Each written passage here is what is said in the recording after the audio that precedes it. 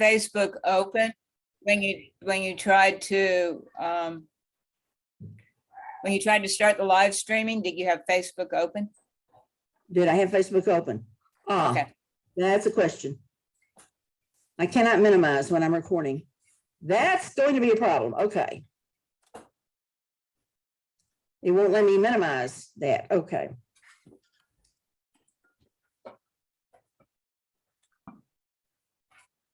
You have started the Recording. but I don't see a live stream. No, I'm going to stop the recording. You go to your taskbar. Yes. Start Facebook from there if you haven't already started it. Yeah.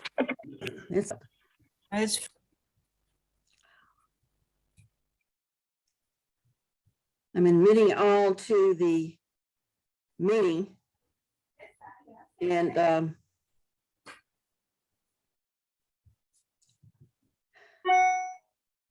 going to say, let's go on and not worry about the live streaming since I can't seem to do it properly. Unless I come out of this and start in again. That's okay. If you're getting a good recording, that recording will be posted on Facebook later. Yes, we will continue that way. All right, good morning. Welcome to the April 9th, 2022 Candidate Forum of the Coalition of Little Rock Neighborhoods. I'm Kathy Wells, the president, presiding officer. Denise Leeson is going to be our timekeeper. We have a variety of our members who will be asking our questions. The format is that the judicial candidates have 2 minutes to open and close and 1 minute to answer each question. When we move to the sheriff candidate and the others on the ballot who are contested, we will have a 1 minute open and close and 1 minute to answer all questions. We are recording this meeting and it will be posted on Facebook. We'd intended to be live stream and I messed up on that. My apologies. So we're going to begin with the Supreme Court race between Justice Robin Wynne, the incumbent, and Judge Chris Carnahan. The third candidate, David Sterling, did not reply. So Justice Robin Wynne, would you please give us your 2 minute opening? Sure. Thank you, Kathy, and thank you for hosting the forum. Want to give you a little my personal background and then my formal education and my career. I am married to Margot Wynne. We've been married for 41 years. I have 4 adult sons. I have 8 grandchildren. I grew up in Fordyce, went to Fordyce Public Schools. From there, I went to Harvard College, graduated with a degree in history, came back to Arkansas, University of Arkansas at Fayetteville Law School, where I got my JD in 1978. I went to practice in Fordyce with my father and my uncle and my brother. After a year of practicing law, I chose to attend seminary at Perkins School of Theology at Southern Methodist University. After that, I returned with my wife, Margot, to the law practice and served 6 churches in South Arkansas while I practiced law. I then was elected to the House of Representatives and served from 1985 to 1989. I was deputy prosecuting attorney for 10 years for Dallas, Cleveland, and Calhoun counties. In 2003, I was elected to the district judgeship in Dallas County. And then in 2010, I was elected to the Arkansas Court of Appeals and served 4 years. And then in 2014, I ran for the Supreme Court and was elected for an 8-year term. And I am now running for a 2nd term. Thank you. Do we have Judge Carnahan with us? I'm here, if you could hear me. Yes. Please give us your opening. Our intent is to balance who speaks first and alternate that. So, Okay. so now we need your 2 minute opening, please, Judge. Yes, ma'am. Thank you. I appreciate the opportunity to talk to you. I'm Judge Chris Carnahan. I'm a district judge here in Faulkner and Van Buren counties. I'm sitting across from Stroud's Diner in Mayflower, and if you got nothing better to do on a Saturday morning or really any day of the week, they serve an excellent breakfast. I'm like I said, a district judge. My background is not dissimilar from Justice Wynn's. I've got a master's in history from UCA, 2 undergraduate degrees in mathematics and history from UALR, and I'm a graduate of the Bowling School of Law. My professional background, I started out working for the Arkansas Policy Foundation and Murphy Commission, which was an initiative that began not too long after Governor Huckabee came into office to try to get government to run more efficiently. For instance, just to be able to provide legislators with accounting information that all use the same system. Those were things that we advocated, as well as a number of different educational reforms. A former political hack, if you want to call that in some way, I worked for the Arkansas Republican Party from 1999 to 2001. And I went to law school, got out of that, and I've been an attorney up and down the Arkansas River Valley, practicing as a deputy prosecuting attorney in the 15th Judicial District, which includes my family's home county of Scott, Logan, Yell, and Conway, and then a senior deputy prosecutor here in the 20th Judicial District before I went to become the general counsel for the Arkansas State Board of Pharmacy. I also had the normal small town legal practice where you handle disputes between neighbors and sometimes disputes between family. Those are your clients. And I've done the same as a circuit judge, heard cases involving just about every area of law that you can imagine, from parents who need to rectify their behavior before they can adequately take care of their kids, all the way to criminal matters, property. Judge, Yes, ma'am. Carnahan, your time is up. Excuse me. Okay, vote for me. Thank Thanks. you. Okay, in keeping with, Judge, could you please turn your video on? Oh, is it not? I apologize. Here's my beautiful face. There we go. Hi. well, thank you for adding that to it. In keeping with alternating openings, we want you to answer the first question. The same will be then given to the other candidate. So Judge Carnahan, who has endorsed you? Well, I hope a lot of people who voted for me here in Faulkner County and Van Buren County in the past. I know there have been people who've made public pronouncements that are available in the paper and things through social media. Gun Owners of Arkansas, which is a group that purports to safeguard people's constitutional rights. I know that. I haven't really sought out endorsements because I don't think it's something that a judge should do. But I know that they have announced a public statement. Okay, Justice Wynne, who has endorsed you? And no one has endorsed me, no group. But I have, been out campaigning with people, and I hope that the endorsement that I get once again would be the people of Arkansas. And I do agree with Judge Carnahan. In a judicial race, it's certainly hard to solicit endorsements, and you have to be very careful when you do that to make sure that you don't commit yourself to any kind of philosophy that would require you to recuse from sitting on a case, since we have a duty to sit on cases as justices and judges.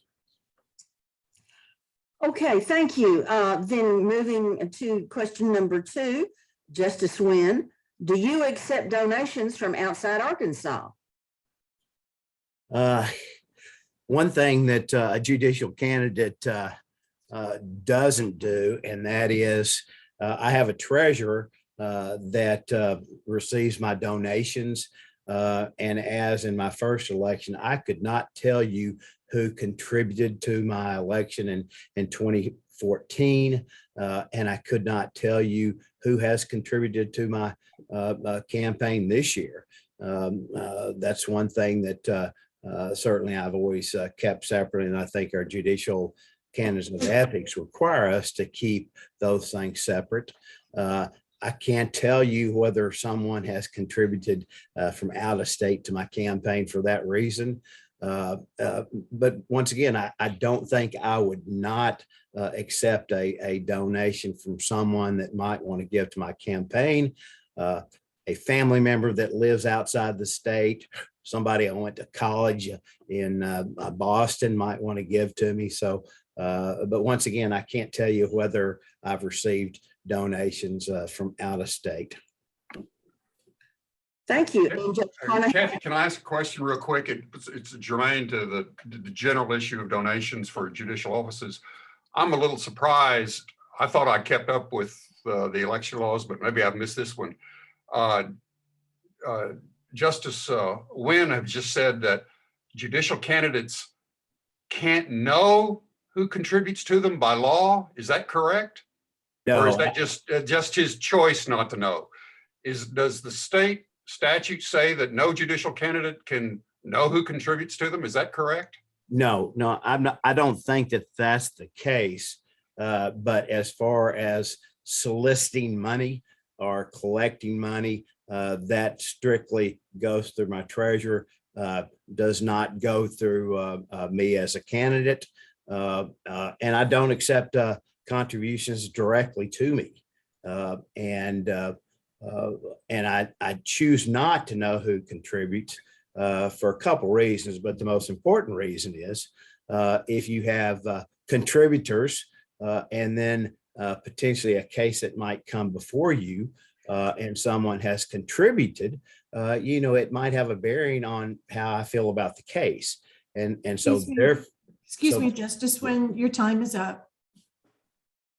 Well, let him finish. Let him finish his view there. This is a question. Please, thank And you. The that, time limit is to prevent everybody from just going on, but this is a question from the audience here. yeah, it is. Kathy needs to make that determination. Please do it, but be brief. Thank you. Well, the point I was trying to make is certainly if people give to my campaign and do appellate work, that may have a bearing on how I would look at a case. And therefore, I do not know. I do not file my financial reports. My treasurer does that. And I choose not to know who contributes to my campaign. Okay, thank you. All right. Same question to Justice Carnahan. Do you accept donations from outside Arkansas? Hopefully Justice Carnahan, it's Judge Carnahan right now, but Thank you. I don't know if my campaign has or not. My answer would be similar to Justice Wynn's. I don't know if anybody has, if I've got friends from Dallas or Oklahoma City or wherever that may have wished to contribute that have found out about my candidacy. I haven't actively solicited anything like that. And just like Justice Wynne, I have a treasurer who handles the financial stuff. But it's impossible not to know when you're out someplace and somebody comes up to you and says, "Hey, I gave you $100. Appreciate you." Okay, I wish you hadn't told me that, but it's not going to change my vote. My position is kind of like Speaker Unruh. I'll lessen the crudity, but basically he said if people contribute to you and you can't vote against them, you're in the wrong business. My vote or my decisions, both in my current position, my previous position as circuit judge, and hopefully as justice, are not going to be swayed. It's going to be based on the law, not who contributes money to me. But I will not, whatever happens, my treasurer has instructions not to take money from outside the United States, certainly no Russian or Chinese backing here. Okay, thank you much. Now, Judge Carnahan will close for 2 minutes. Well, I appreciate the opportunity to talk to you again. I hope you'll vote for Judge Chris Carnahan on May the 24th or the 3 weeks before that. I know electing a Supreme Court justice is a weighty matter. I will tell you this, my decisions are not going to be based on personal pride or prejudice. They're going to be based upon my understanding of the law and my understanding of a justice's role, and one that I think our Supreme Court has strayed from, is that personal opinions and personal decisions about what is good and bad legislation should not trumpet the role that our quorum courts, our city councils, even our legislature in passing legislation. They can pass good legislation or bad legislation, but typically, as long as it doesn't violate someone or some corporation's constitutional rights, it's not a judge's role to pick winners or losers. The court should stay out of political matters. I hope you'll vote for me, like the citizens here in Faulkner and Van Buren counties have graced me with the opportunity to serve them. I'd like to serve the state, and I appreciate your vote. Also, I'm a graduate of John L. McClellan High School, and I grew up in Little Rock. So there. Thank you. So close, Justice Wynne. Yeah, thank you, Kathy.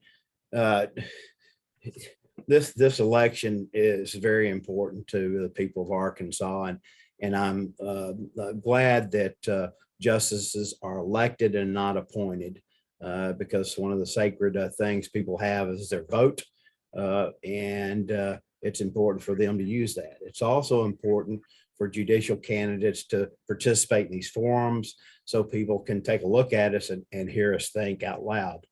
The three branches of government are just that. We're equal branches, from the executive to the legislature to the judicial branch. And I think that the judicial branch certainly needs to be independent. We're elected as nonpartisan. We do not have political philosophies, which I think is important. Over the past 8 years, I've written over 252 opinions on the Supreme Court. If you want to know more about me, you can go to our judicial website and read those opinions.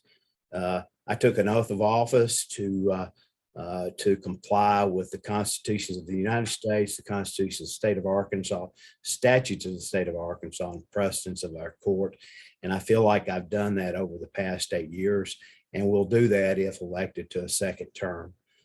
So I thank the people of Arkansas for giving me this opportunity to serve as a public servant, which I've done pretty much all my life. And I would appreciate your vote on May the 24th. Early voting starts May the 9th. Once again, thank you for this opportunity to talk to you. Thank you. And that would conclude the Supreme Court justice race between incumbent Robin Wynne and challenger Judge Chris Carnahan. Our next candidate's race is for the Court of Appeals. John Hendrix will question Wendy Wood and Judge Stephanie Casady. John? All right. Yes.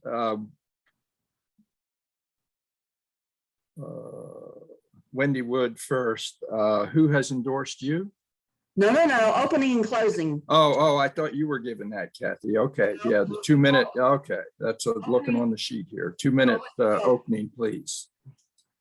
Good morning, everyone. Can you hear me okay? Thank you. Thank you. Okay, it's excellent to be here this morning. My name is Wendy Wood, and I'm running for judge on the Arkansas Court of Appeals. I grew up in Fort Smith, Arkansas, and earned a basketball scholarship to Vanderbilt University. I was a first team All-American there, and my first job out of college was playing professional basketball in Tokyo, Japan. When I returned to Arkansas, I attended the Bowen School of Law. I graduated in 1996. My first job out of law school was as a trial lawyer at the Barber Law Firm in downtown Little Rock. I worked there for a decade, arguing tough cases in court before judges and juries. A large part of my practice included writing briefs and arguing them to the Arkansas Court of Appeals. But what makes me uniquely qualified for this position is that for the past 15 years, I have worked as a lawyer at the Court of Appeals for Judge Larry Vaught. Judge Vaught is retiring at the end of this year, and it's his seat on the court I'm running for. In my 15 years at the court, I have handled over 1,500 appeals and written over 500 draft decisions for Judge Vaught. I believe I have been training for this position on this court for 25 years, and I believe the people of Arkansas deserve an appellate judge with deep experience in and understanding of appellate law. I believe you all deserve an appellate judge who will be ready on day one. I am ready. I am also married to my husband, Paul, of 25 years. We have two lovely daughters, Madeline, who is a junior at the University of Arkansas, and Anna, who is a junior at Little Rock Central High School. Thank you for the opportunity this morning, and I look forward to visiting with you a little bit more. Thank you, Ms. Wood. Next, Judge Casady, 2-minute opening, please.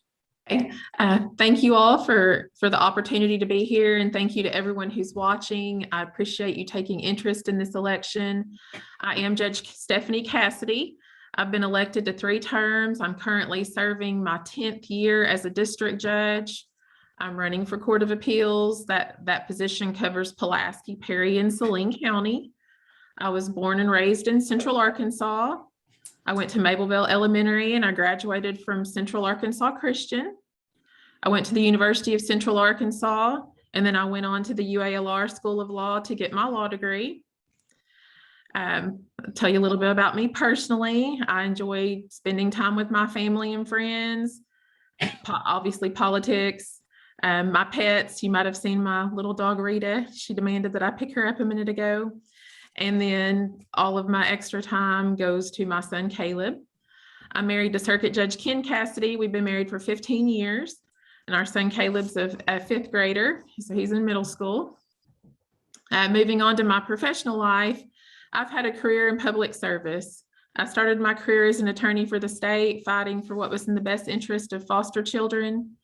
And from there, I went on to be a deputy prosecutor, where I walked crime victims through the system and helped them achieve justice. I had a private practice where I represented criminal defendants and had a general practice where I did a variety of other cases. I was an ad litem where I represented foster children. And I have fought with and dealt with the most vulnerable members of our society throughout my career. And each of these jobs has taught me that a case is not just a case, that every person involved needs your undivided attention, and that every case is the most important case that particular person has ever had or ever seen. And I have learned that individual attention and considering each case like you should is so important. I preside. Okay, thank you so much. Okay, thank you. All right, thank you, Judge Casady. Now I'll ask you, who has endorsed you? Who has endorsed me? So partisan endorsements aren't allowed for judges. So if anyone's an elected partisan official, you can't have endorsements for them. But if you go over and look at my website, I have a pretty extensive list of attorneys. Retired Judge Marion Humphrey has endorsed me, or is supporting me. I would call it more like a committee of support.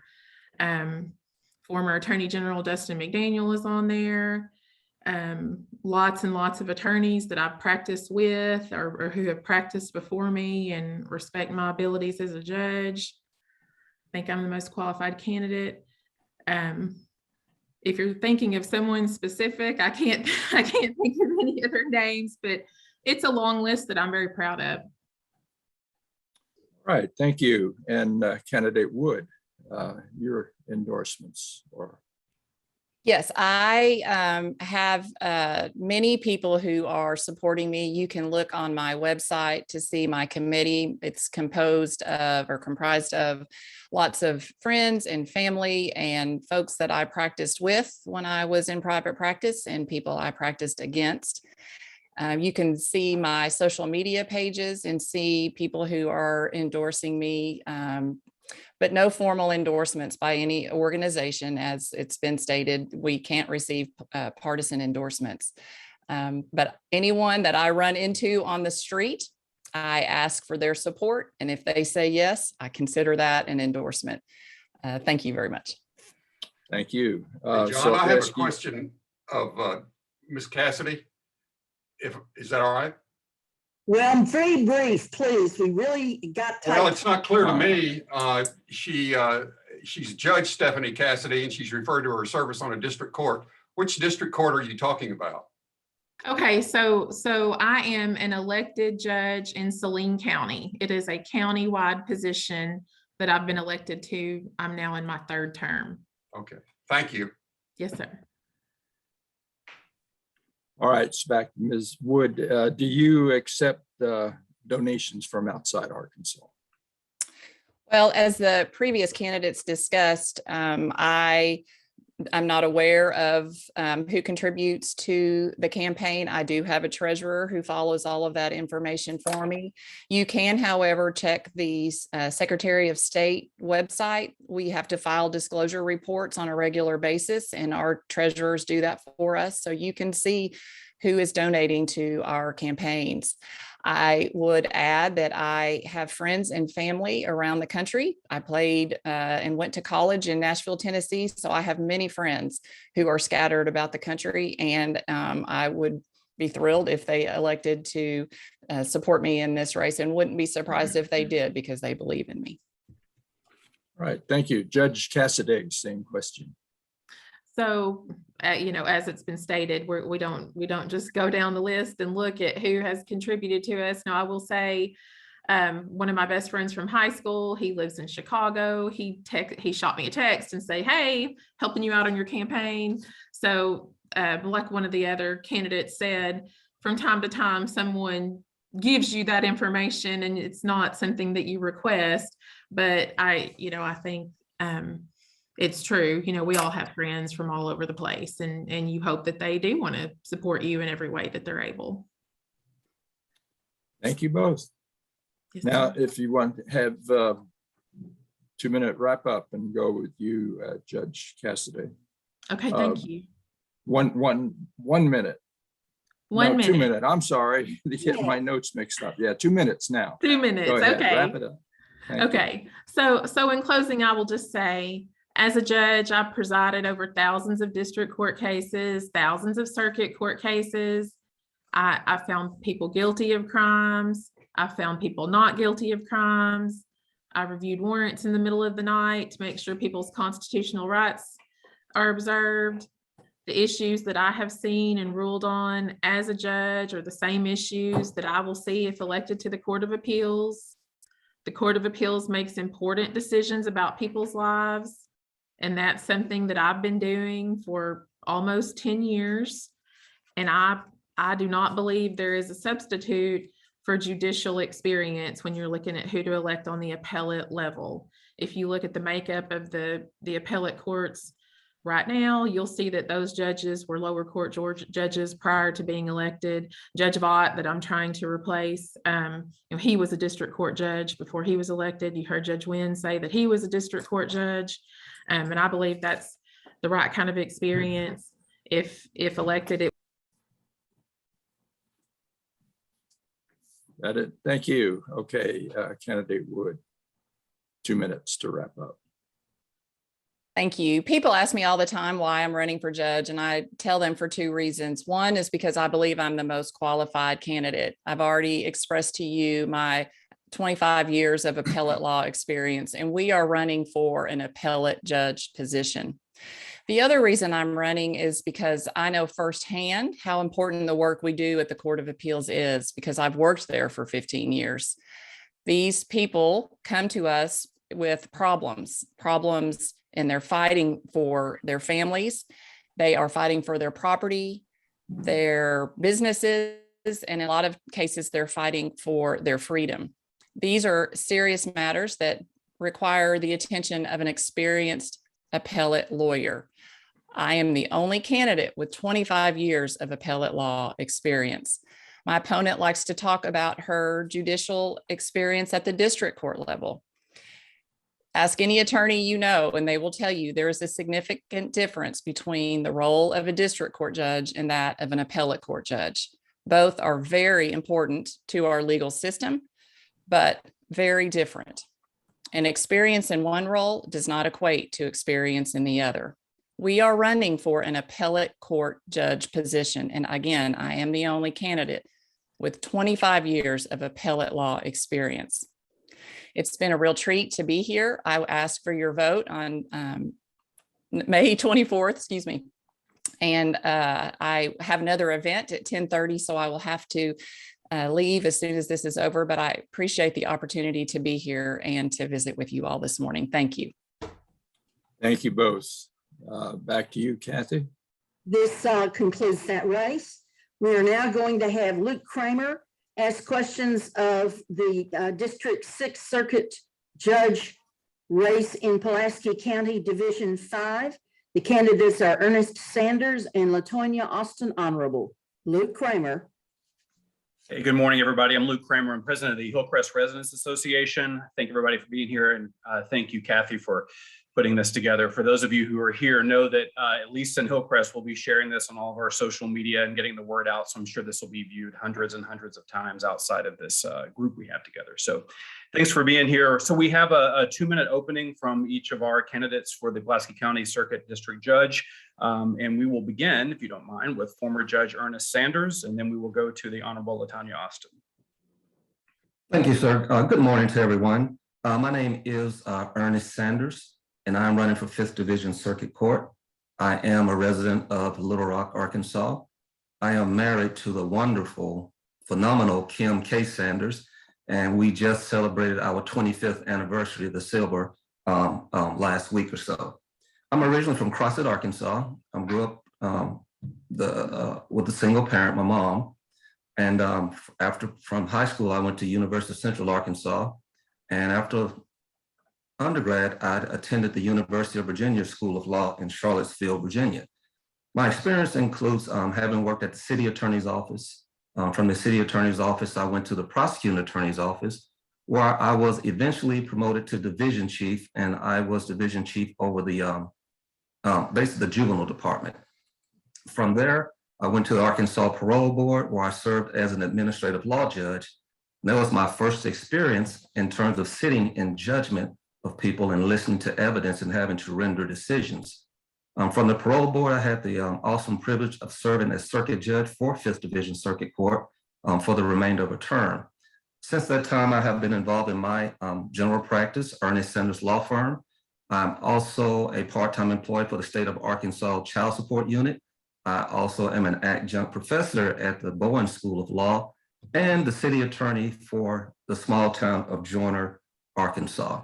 And what I like to do, if anybody talks to me for any length of time, you know the subject of golf is gonna come up. So with this being Masters Week, I'm kind of torn with being able to have to campaign and not being able to sit down and watch the Masters at this time. So thank you for that, and I'm looking forward to the questions. Thank you. LaTonya Austin Honorable, please. Thank you so much. I appreciate you all allowing us this opportunity. My name is LaTonya Austin Honorable. I am running for Pulaski County Circuit Judge, 5th Division. And what I'd like to do is just to kind of share a little bit about me in the form of what I will call the person, the position, and the platform. I am a wife to Attorney Lee Honorable and a mother to 3 beautiful girls. And I am a 1994 graduate of Little Rock Central High School, born and raised in Southwest Little Rock. I am a practicing trial attorney for 19 years now. I've served in a number of roles in my professional capacity, one of which I began my career as a law clerk for the Attorney General's office, and subsequently went to Larry Jegley's office as a deputy prosecuting attorney, where I served there for 6 years. I then did what I call jump across the table and was a deputy public defender for about 9 months before opening my own law practice, the Austin Law Firm. I took about a 2.5-year break and worked as a deputy city attorney for the city of Little Rock, where I represented the city in a number of cases involving lawsuits of discrimination, 1983 cases, excessive force cases, illegal exaction, and a whole lot of other stuff that comes up. I have a number of volunteer experience opportunities that I take advantage of in the community. I am a board member for Friends of KUAR, KLRN Public Radio. I also am a former board member of the Adult Learning Alliance, where we serve those who suffer with low literacy functioning. I'm a active member of my church and a number of other community organizations. I'm happy to seek this seat for 5th Division Pulaski County Circuit Court And I look forward to giving you a little bit more information as the time rolls on. Thanks. Thank you. I Luke, appreciate it. Yes. Luke, may I ask Ms. Honorable one quick question about her qualifications or her background? Real quick, Ms. Honorable, your name sounds familiar. Have you previously run for a judgeship, and if so, when and where?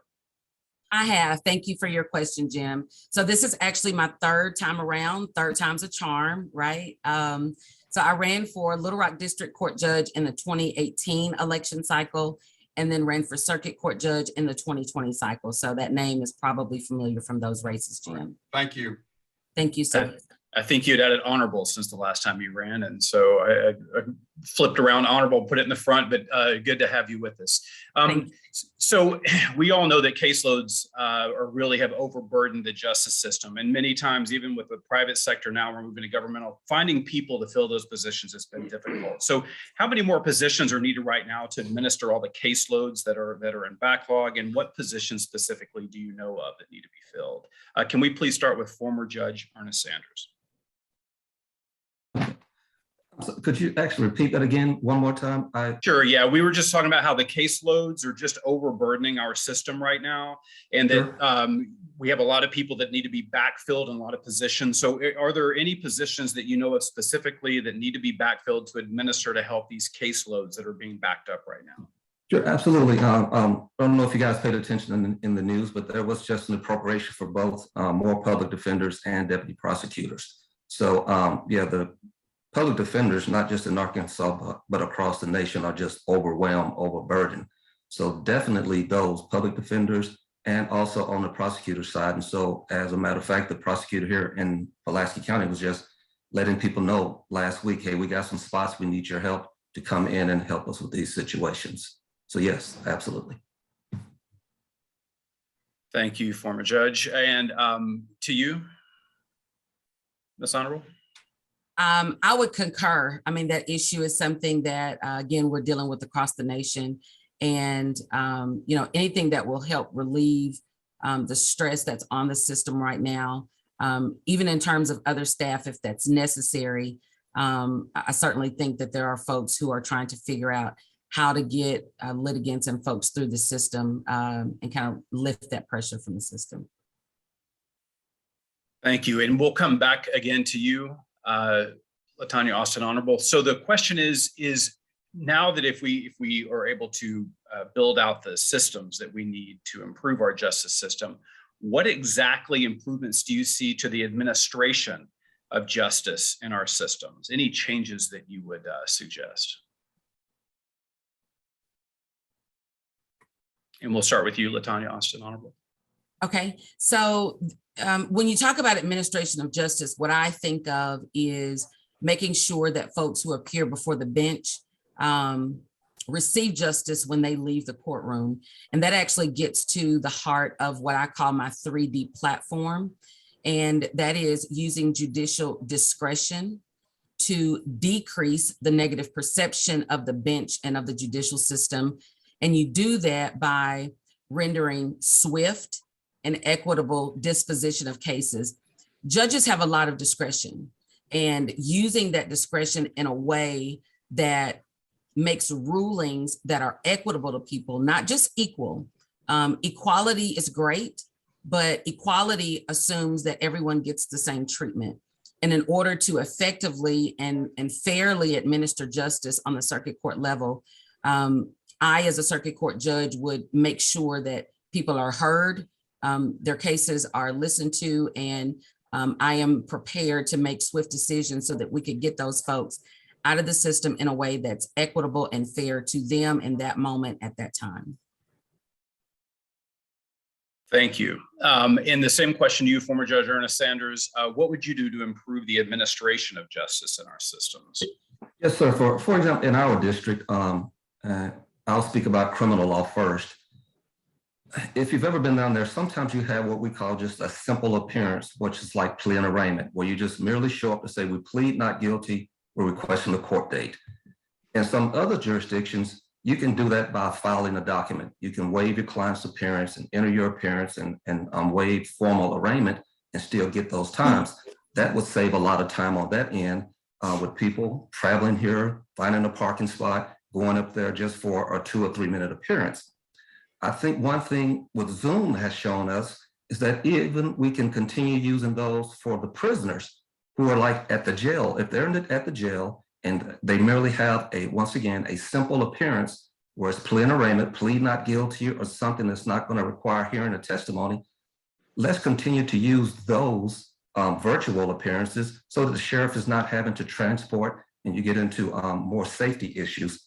And then on the civil side, I heard there's some judges talking about having a standard set of interrogatories. If you've ever been over there, you know some attorneys can just send you hundreds and hundreds and hundreds of pages of stuff, and sometimes it's totally irrelevant to your particular case. You may have a simple divorce and you got 100 pages of interrogatories. So I understand that maybe there's a move afoot to have what we call a standard set of interrogatories to cut down on some of this extra, what I would call waste of time in answering unnecessary interrogatories. So those are the areas I think that we could improve upon.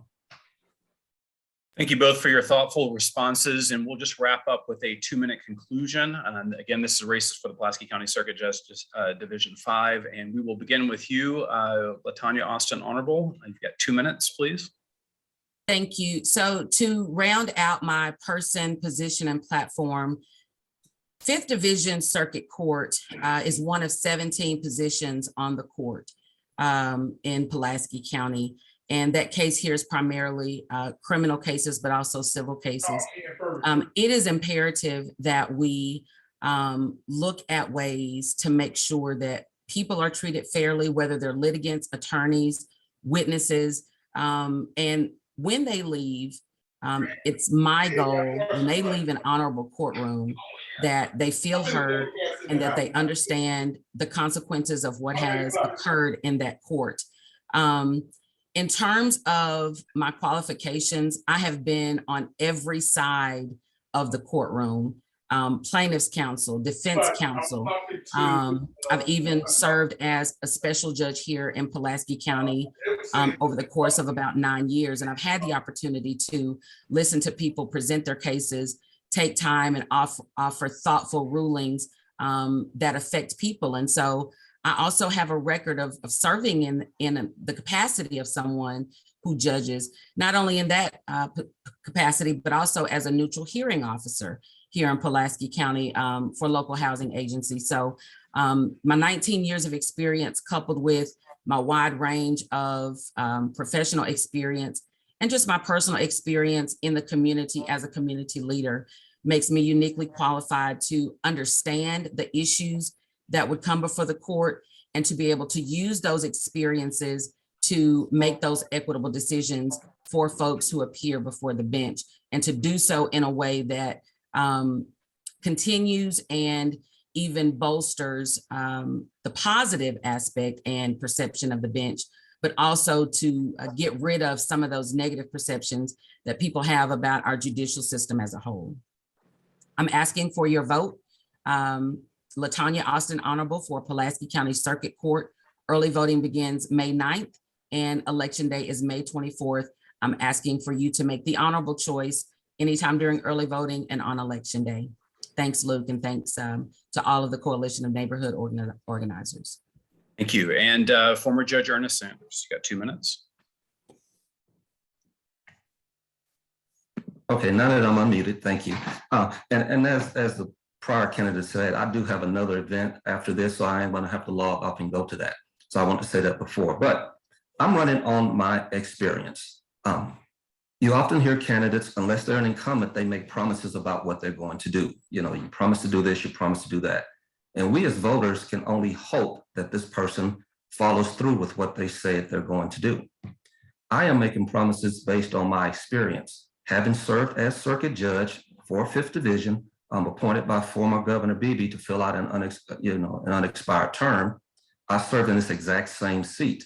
I handled this exact same caseload, presided over jury trials, criminal and civil. So when I talk about being fair, treating litigants with respect and impartiality, those are not just promises. Those are things that I have actually done based on my proven track record. I would also like to point out that 5 retired judges have endorsed or supported my candidacy. Retired Judge Chris Piazza, retired Judge Barry Sims, retired Judge Collins Kilgore, retired Judge Ellen Brantley, and retired Judge Marion Humphrey have all endorsed my campaign for this position. Why is that important? Because they were in that position. They know what it takes. They know what the requirements are, and they served with me when I was there. So they have endorsed me for this particular spot. So I ask for your support on May 24th or earlier when early voting starts on May 9th. My website is former Judge Sanders if you'd like to go there and read more about me, or if you just want to call me, 501-351-2709. That's my personal cell, and I'll be glad to answer any additional any additional questions you may have. Thank you again for this time. Thank you, candidates. Kathy? Thank you. That concludes the forum for that race. We appreciate folks need to be elsewhere and will be leaving our company. Next race is Circuit Court Division 12. Ron Muse will question Brenda Stallings and Cara Conners. Ron? Good morning. Good morning. I'm Ron Muse. I'm a long-term faculty member at UALR. I also was a founder of Forest Hills Neighborhood Association and leader for most of that time. And I appreciate you coming into our forum today. You will have 2 minutes to open each, and then you'll have 2 questions with 1 minute response. I would like to begin with an opening from Brenda Stallings, please. Good morning, and thank you for having me. I appreciate the opportunity to speak. I am Brenda Stallings. I am running for a 12th Division Circuit Court. I am a member of the Downtown Neighborhood Association and have been a member since I moved downtown in 1999. I'm an attorney with 25 years of civil and criminal experience. I've handled over 20,000 cases in circuit court and district court, from traffic cases, criminal cases, civil cases. I'm a former legal aid attorney and currently a deputy public defender, where I've been with the Pulaski County Public Defender's Office for the past 20 years, where I've handled a majority of criminal cases dealing from manslaughter to murder to aggravated robbery. And I am also a professor at Bowen Law School, where I've been adjunct professor for the past 12 years. I'm also a certified law enforcement instructor, where I teach at the Criminal Justice Institute, and I teach police officers legislative updates. I teach them Miranda rights, search and seizure, and I've been doing that for the past 12 years. I am running to serve the people. And when I say that not just because of my legal experience, but also because of my commitment to people and to the community. I am a member of Full Council Metro Church, where I have helped with Race for the Cure for the past 8 years as team captain. I have worked with the CDC, where we have helped first-time people become first-time homeowners in the community. I have also worked with the Arkansas Prostate Cancer Foundation. I've started a scholarship at UAPB, Bell Tower Scholarship, where we've given $75,000 away to students. I am committed to this community. I'm running to serve the people. I'm not running to just be a judge. I'm running because I know from my community work, from my career in law, that it is important for people to be heard when they come to court. They need to be respected. Excuse me, your time is up. Okay, thank you. You're welcome. Next, I'm calling on for an opening statement, Cara Conners, please.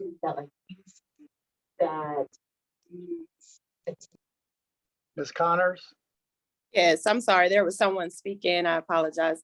My name is Cara Conners, and I'm running for 12th Division Circuit Court Judge. That seat is currently held by the Honorable Alice Gray, who is retiring after 30 years of service. The reason I'm running is I'm running to be the change that I want to see. I'm a mother. I'm a wife of 10 years. I'm a small business owner where I run a practice handling a plethora of areas of law. All of my experiences, not only legal, but life experiences have led me to this point here today. I attended Hendrix College, which brought me to Arkansas. And during my time at Hendrix, I learned about my passions and my vocation in life to serve others.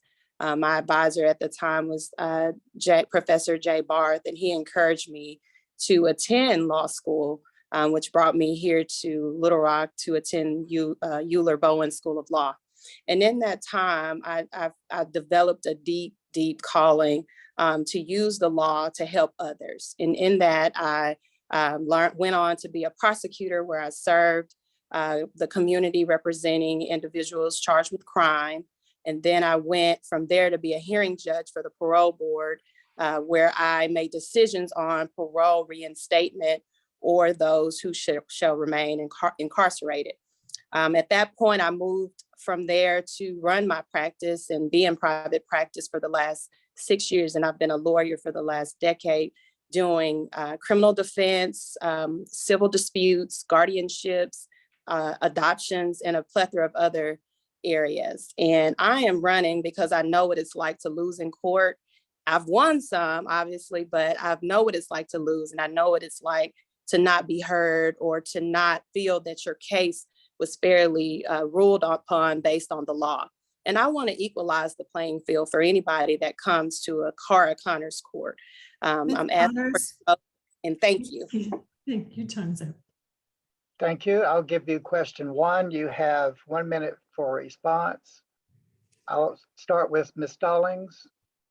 Caseloads have overburdened the justice system at every stage.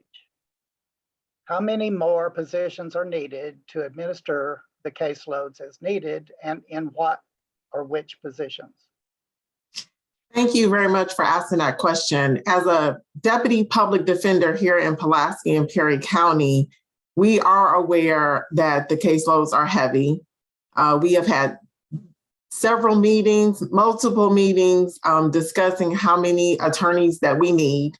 We were just given funds to allow us to hire several positions, over 20 positions, in regards to helping us with the backlog from the pandemic.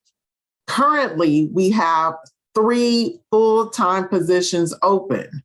So from a public defense and a defense standpoint, the public defender's office has some openings that would help us in terms of our caseload.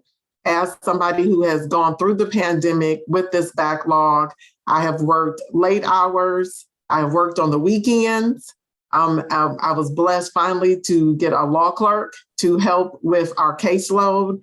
So that has helped us for my office or for my caseload, but for the office itself, we have positions open that will help. There was money also earmarked for the prosecuting attorney's office, and that should also help.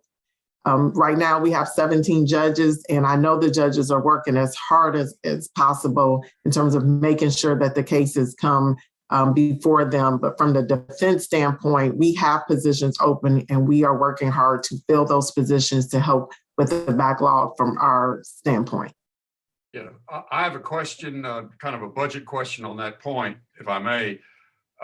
This goes back years and years ago, but it used to be that part of the staff for the courts and the prosecutor came out of county government funds, which is the domain of the Quorum Court.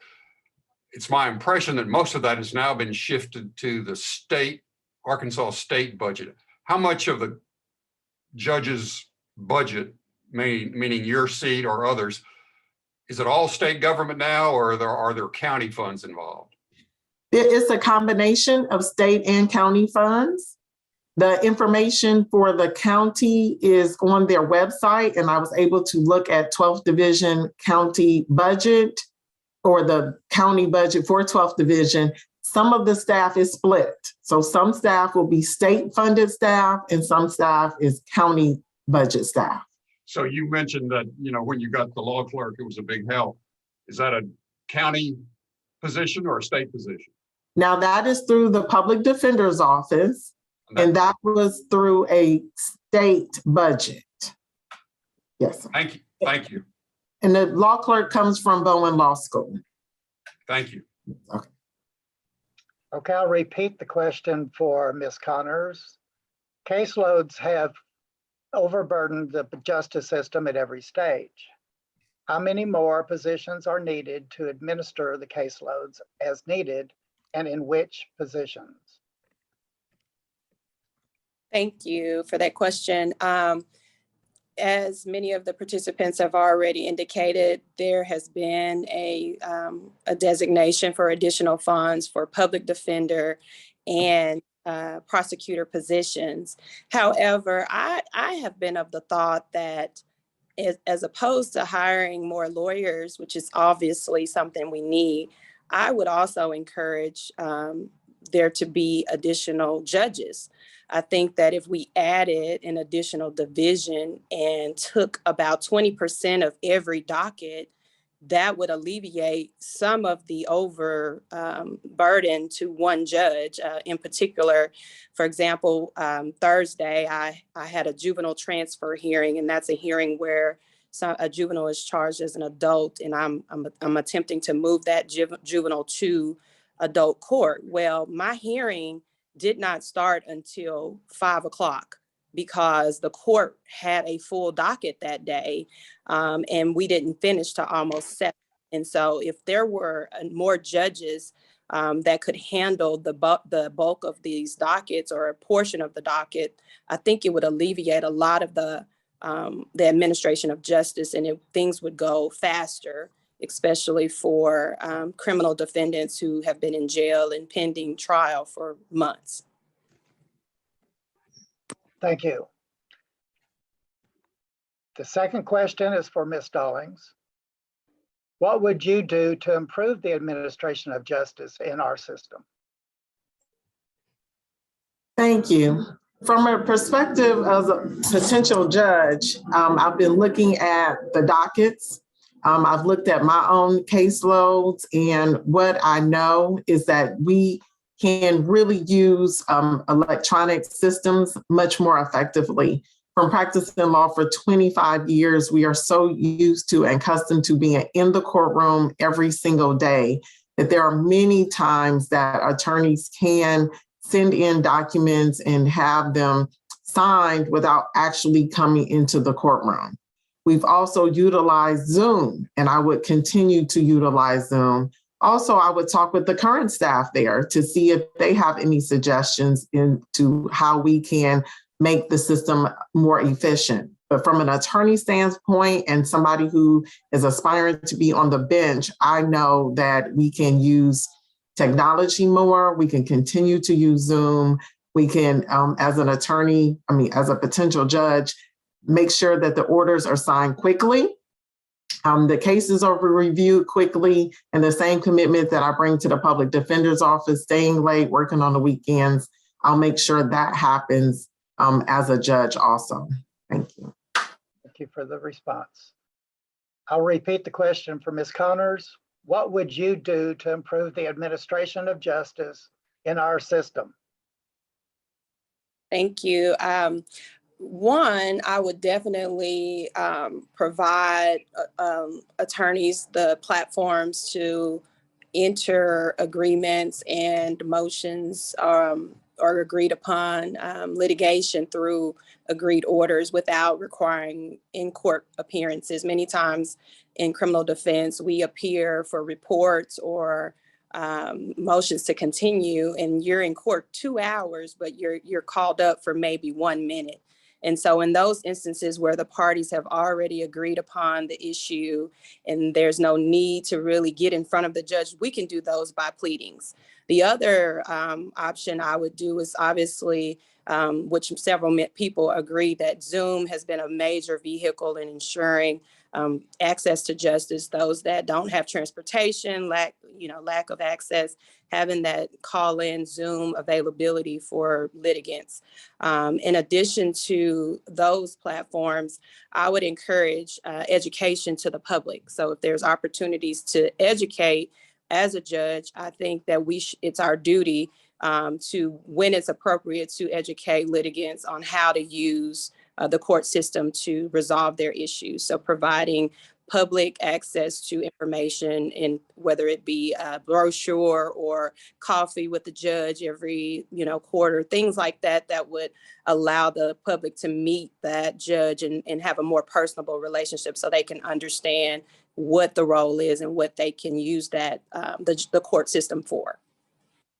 Thank you for your response. Now we have a minute for closing. We'll begin with Ms. Stallings. Correction, 2-minute closing. 2-minute Thank you again for having me here. Brenda Stallings, running for 12th Division Circuit Court. My website is electbrenda.com. I am running to serve the people, and I will be ready on day one. As a deputy public defender, I handle about 1,400 cases a year, which is the same number of cases that come before a 12th Division Court. I will be ready. I'm running to serve the people with respect, compassion, and commitment. I understand that 70 to 80% of people who come before the court are unable to hire an attorney. They want somebody on the bench who will listen, who will care, who will respect them, and most importantly, who will be committed to know the law and to rule fairly and timely. Attorneys want somebody on the bench who will rule fairly and timely also. I am committed to the community. I am the only one in this race who lives in Subdistrict 6.1. I live in the community. I am dedicated to this community, and I am asking for the community to vote for me. Vote for 25 years of legal experience. Vote for 25 years of working in the community and being dedicated to the community. Again, Brenda Stallings. Early voting is May 9th. The election is May 24th. electbrenda.com. I ask for your support in terms of telling other people, voting for me, yard signs. And thank you again for having me here. I really appreciate it. Thank you. Thank you for your participation in our forum. We appreciate it very much. Ms. Conners, you have 2 minutes for closing. Thank you to the Coalition of Neighborhood Associations for having us. Again, my name is Attorney Cara Conners. As I said, I have the life experiences that have prepared me for this moment here today. I have over a decade of jury trial experience, civil, criminal, probate, plethora of experience. Ask anyone that practices law. They know me. I've litigated in every court in Pulaski County and all over the state of Arkansas. I've practiced in federal court, state court. I've been appointed special judge by 2 of the elected judges in this community. So I have earned the respect of my colleagues. They trust me. They know I'm a hard worker. They know I understand the law, and they know that I will rule fairly if their case comes before me, and I have the judicial temperament to be a judge. This court hears cases all over Pulaski and Perry County. That court, no matter where you live in Pulaski County, if you file a case or a case is initiated, it could potentially land in 12th Division. Simply living in the sub-district doesn't preclude me from hearing a case outside the sub-district. And so I want everyone to know that everybody that has previously run for a sub-district has not necessarily lived in the sub-district, but that does not disqualify me from being the best candidate. I have over a decade of litigation experience. I have the real experience, the real courtroom experience that have prepared me for this moment here today. I'm a mother, I'm a wife, I'm a small business owner. I know what it's like to stand in the shoes of the litigants that come before me, and I will rule fairly. Vote Conners for your honor on May 24th, early voting May 9th. Thank you. Thank you very much for taking up your time to participate in our forum. Thank you. That concludes the race in this forum. Thank you all for participating. At this point, Norman Hodges should introduce himself, and he will question the prosecutor candidates for Pulaski County, Alicia, Walton, and Will Jones. Norman? Thanks, Kathy. My name is Norman Hodges. I'm president of the Heights Neighborhood Association. I'm pleased to be here to help this morning. My first, each candidate has 2 minutes to sort of address their biography and any plans they might have. Let me start with Alicia Lisa Walton, please. Ms. Walton. One moment, I believe Ms. Walton needs to be unmuted. Here we go. Ms. Walton should now be unmuted. Ms. Walton, your 2-minute opening statement, please. I'm beg your pardon here. I am trying to do that. Ms. Walton, please turn on your microphone and your camera.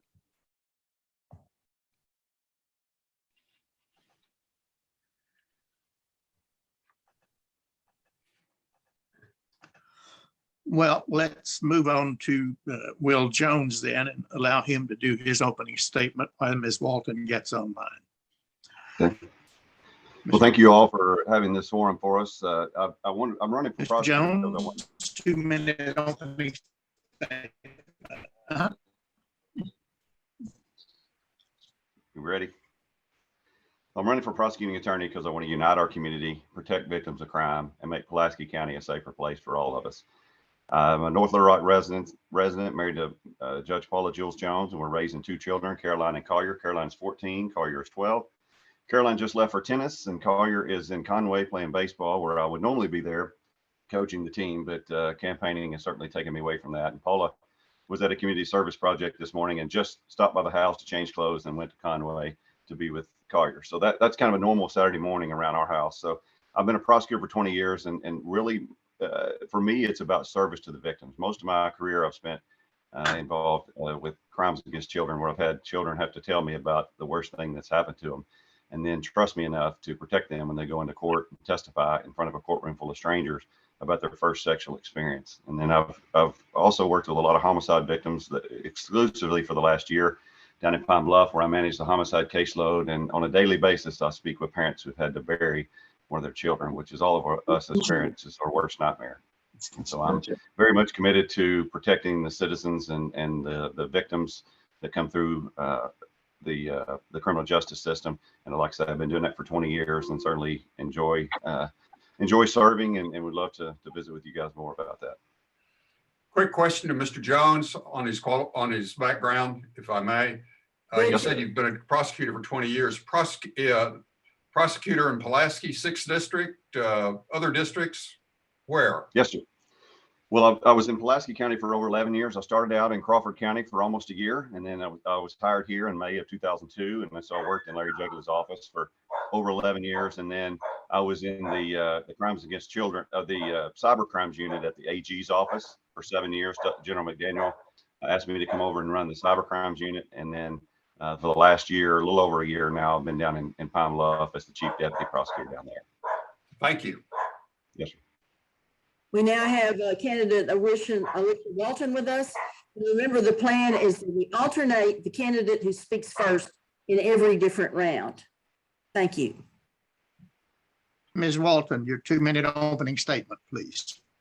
Good morning, and I want to thank you all, the Coalition of Little Rock Neighborhoods, for putting on this forum.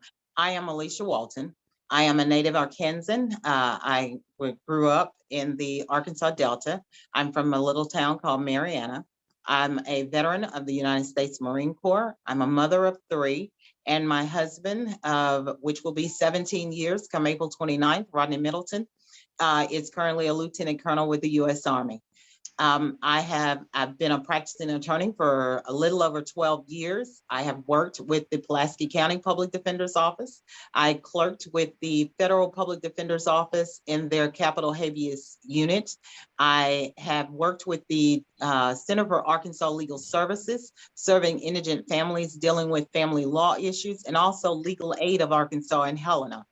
I am currently a deputy public defender with the Public Defenders, Pulaski County Public Defender's Office, where I'm certified to handle all cases, beginning with the lowest misdemeanor up to the most heinous crime that Arkansas has, which is capital murder.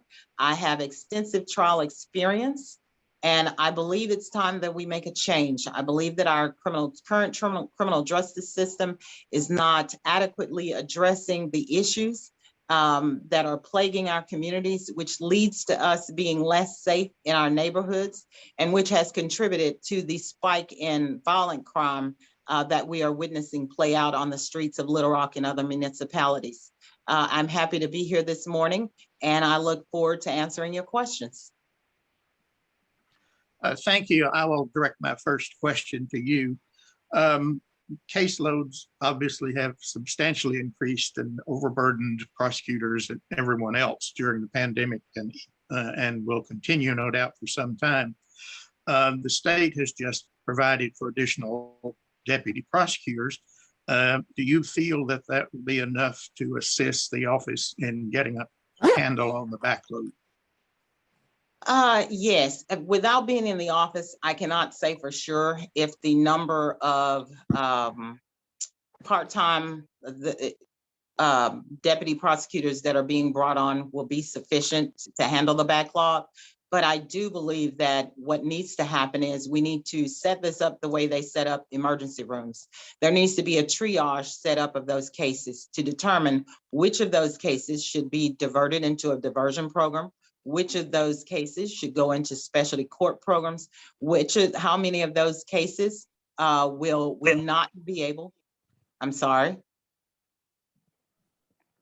Which of those cases will we no longer be able to pursue due to witnesses no longer being available or have for any reason, or the evidence after review does not hold up and will not meet the elements required for the case, and also determining which cases will be going to trial, which should receive negotiated agreements, and those type things. So we must deal with that backlog and taking a systematic approach to determining how to handle those cases. But until I'm actually in the office, I would not be able to say whether or not the current additional employees will be enough to assist in carrying out that triage. Thank you, Mr. Jones. The same question. With the additional part-time, et cetera, coming forward for the prosecuting office, do you believe that would be enough to help solve the overburdening of the system? I don't think it solves it in and of itself. I know a lot of those attorneys. I've received calls over the last 3 or 4 days of folks that Larry's office has reached out to, asking them to come back on a part-time basis. And I know there are a lot of great attorneys, and I know they have a lot of good experience, and that will certainly help tremendously.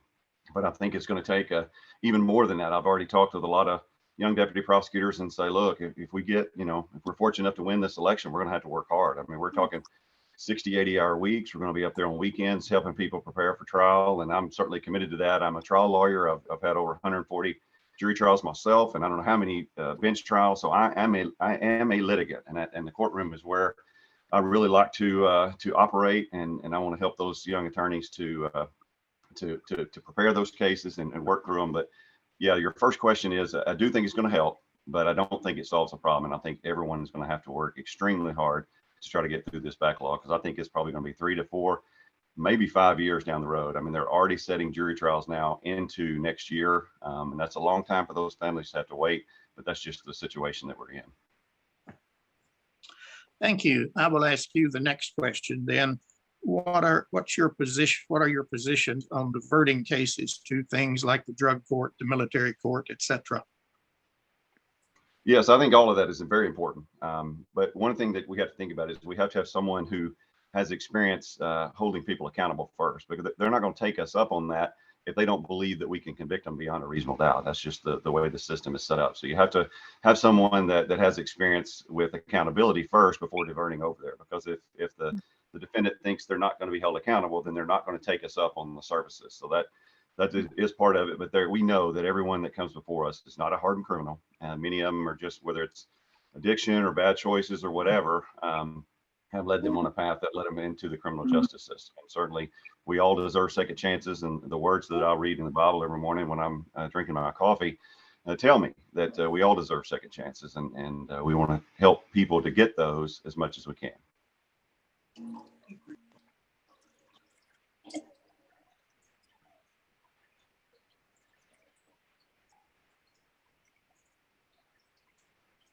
All right. Thank you, Ms. Walton. The same question. How, I think you earlier alluded you would make use of those optimum courts. What are your thoughts on the use of military drug courts, et cetera? Yes, sir. I am actually the individual who brought the Veterans Court here. It was the very first Veterans Court here in Pulaski County, and I did that as a public defender. So yes, I would utilize those courts and in order to assist with the backlog and also going forward into the future, because that court was established well before the pandemic hit. I do want to say this, I will not be tough on crime. As a Marine, I investigated other Marines, and I made sure that victims of the crimes that the Marines committed, those victims received justice. Those Marines were determined to have committed a crime against the UCMJ, which is the Uniform Code of Military Justice, and they were sent to be court-martialed. So I will not be soft on crime, because I've had to investigate the very people that I served my country with during Desert Shield, Desert Storm. And so there will be no softness on crime here. Yes, we must find people who are willing and ready to change their lives. And if they're not, then we have that other alternative, which is to have them sentenced to prison or placing them on regular probation if they're a candidate for probation. So I understand what goes into assessing a case and determining what would be the proper outcome for that victim and that defendant. Receiving the input from the victim as to what their wishes are, and receiving information from that criminal defense attorney regarding the mitigation information regarding the suspect. Okay. Ms. Walton, I will direct the next question to you. Do you have any proposals to deal with the large increase in gun crimes and bystander shootings? Are there additional legislation or courtroom activities that can be entered into? Well, yes, we need to strengthen our juvenile justice system. We need more prevention intervention programs in the community, because you see, it's too late to talk about what we could have done after that weapon has been picked up and someone has lost their life. As someone who, I lost my brother to senseless gun violence here in Little Rock, and that occurred in 1989. Since then, we've had promises that there would be something done about the gun violence, and very little has been done to combat the gun violence. So we must put prevention and intervention services in place. We must strengthen our Department of Youth Services, which is DYS. We must strengthen that part of the juvenile justice system to ensure that when these children are sent to DYS to be rehabilitated, they are rehabilitated. Because if we do not do it on the front end, on the back end, we're paying over $26,000 a year to place them into prison. So it's more prevention and intervention programs. Our county judge just reduced the number of FINS workers in juvenile court. I see that as a mistake, because we need a place for parents to go and take their child before they are charged with a crime and receive services for that child. It doesn't cost the taxpayers anything anymore, because the resources are already there and available. But when we go to cutting prevention and intervention services, that's where I believe we're still going down the wrong road. We must, before they pick up that weapon, we must have prevention and intervention services in place. We must make sure that those children we identify as being violent and having violent tendencies that are escalating and they're in the juvenile justice system, we must make sure. Thank you very much.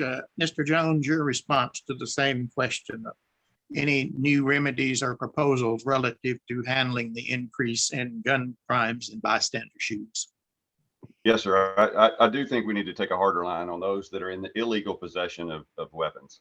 There's some new legislation that was passed in the last session now that if someone is a B felony class level felon in possession of a crime, felon in possession of a gun, if they've previously been convicted of that particular charge, or if the current possession is involving a violent crime, that is a B felony. Now, the law is that if you get sentenced on a V felony, you have no parole. And I think that will help. I was a part of the special AUSAs when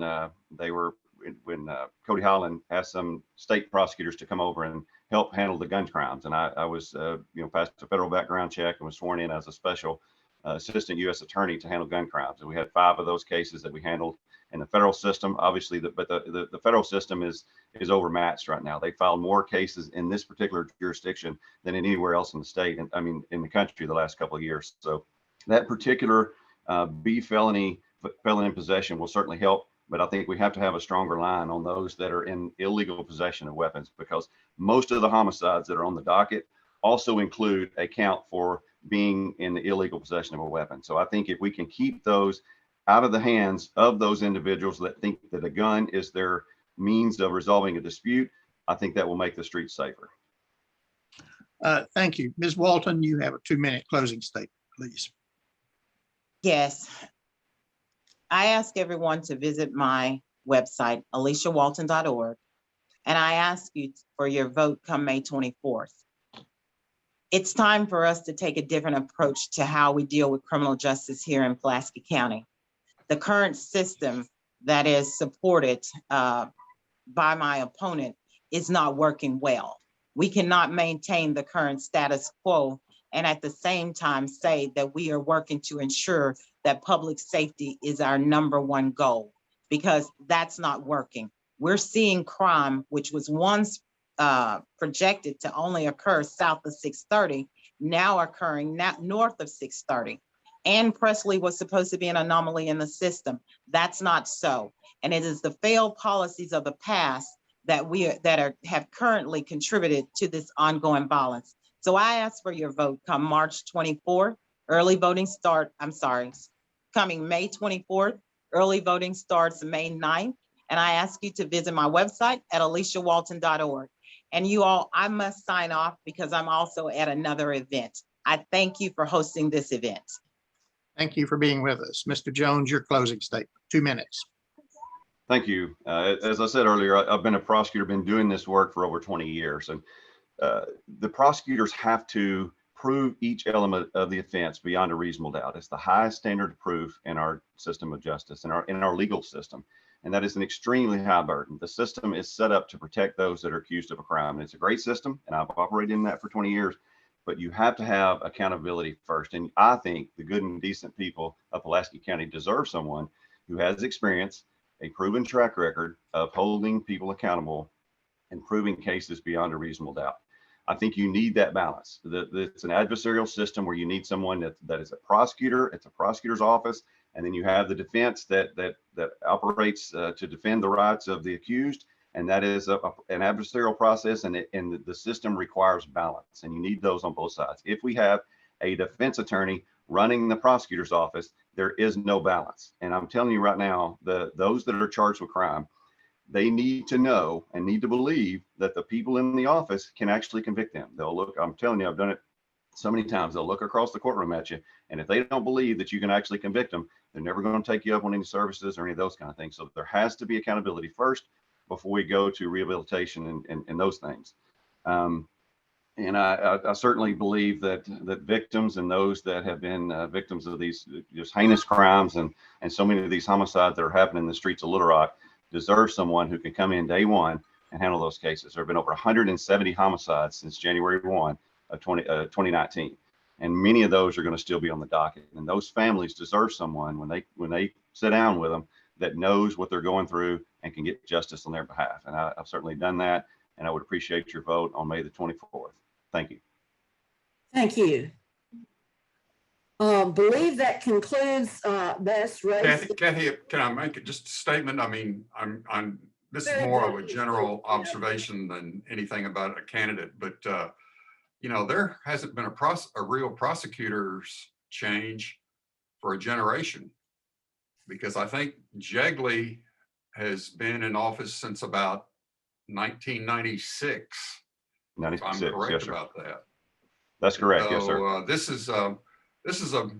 is a significant election. I just throw that out there. Yes, it is. I would agree. A lot of turnover in the courthouse in several races. We're now moving to the Pulaski Sheriff's race. Jim Lynch will identify his background and he will interview the candidates and we will alternate which one speaks first in each round. Jim Lynch, thank you. Kathy, thanks. My name is Jim Lynch. I've been associated with the coalition for 30 years. When we organized in 1990, I was the founding president. We'll have opening statements from each of the sheriff's candidates, Paul Keller and Calvin Grogan. And so I would start with Mr. Keller. Would you take 2 minutes to tell us about yourself? Let's go to 1 minute, Jim. 1 minute to tell us about yourself. Yes, sir. Good morning. I'm Paul, go by Blue Keller. I'm running for the position of Pulaski County Sheriff. I'm a 23-year veteran, a serving law enforcement officer, a teacher, a coach, a husband, a father, and a grandfather.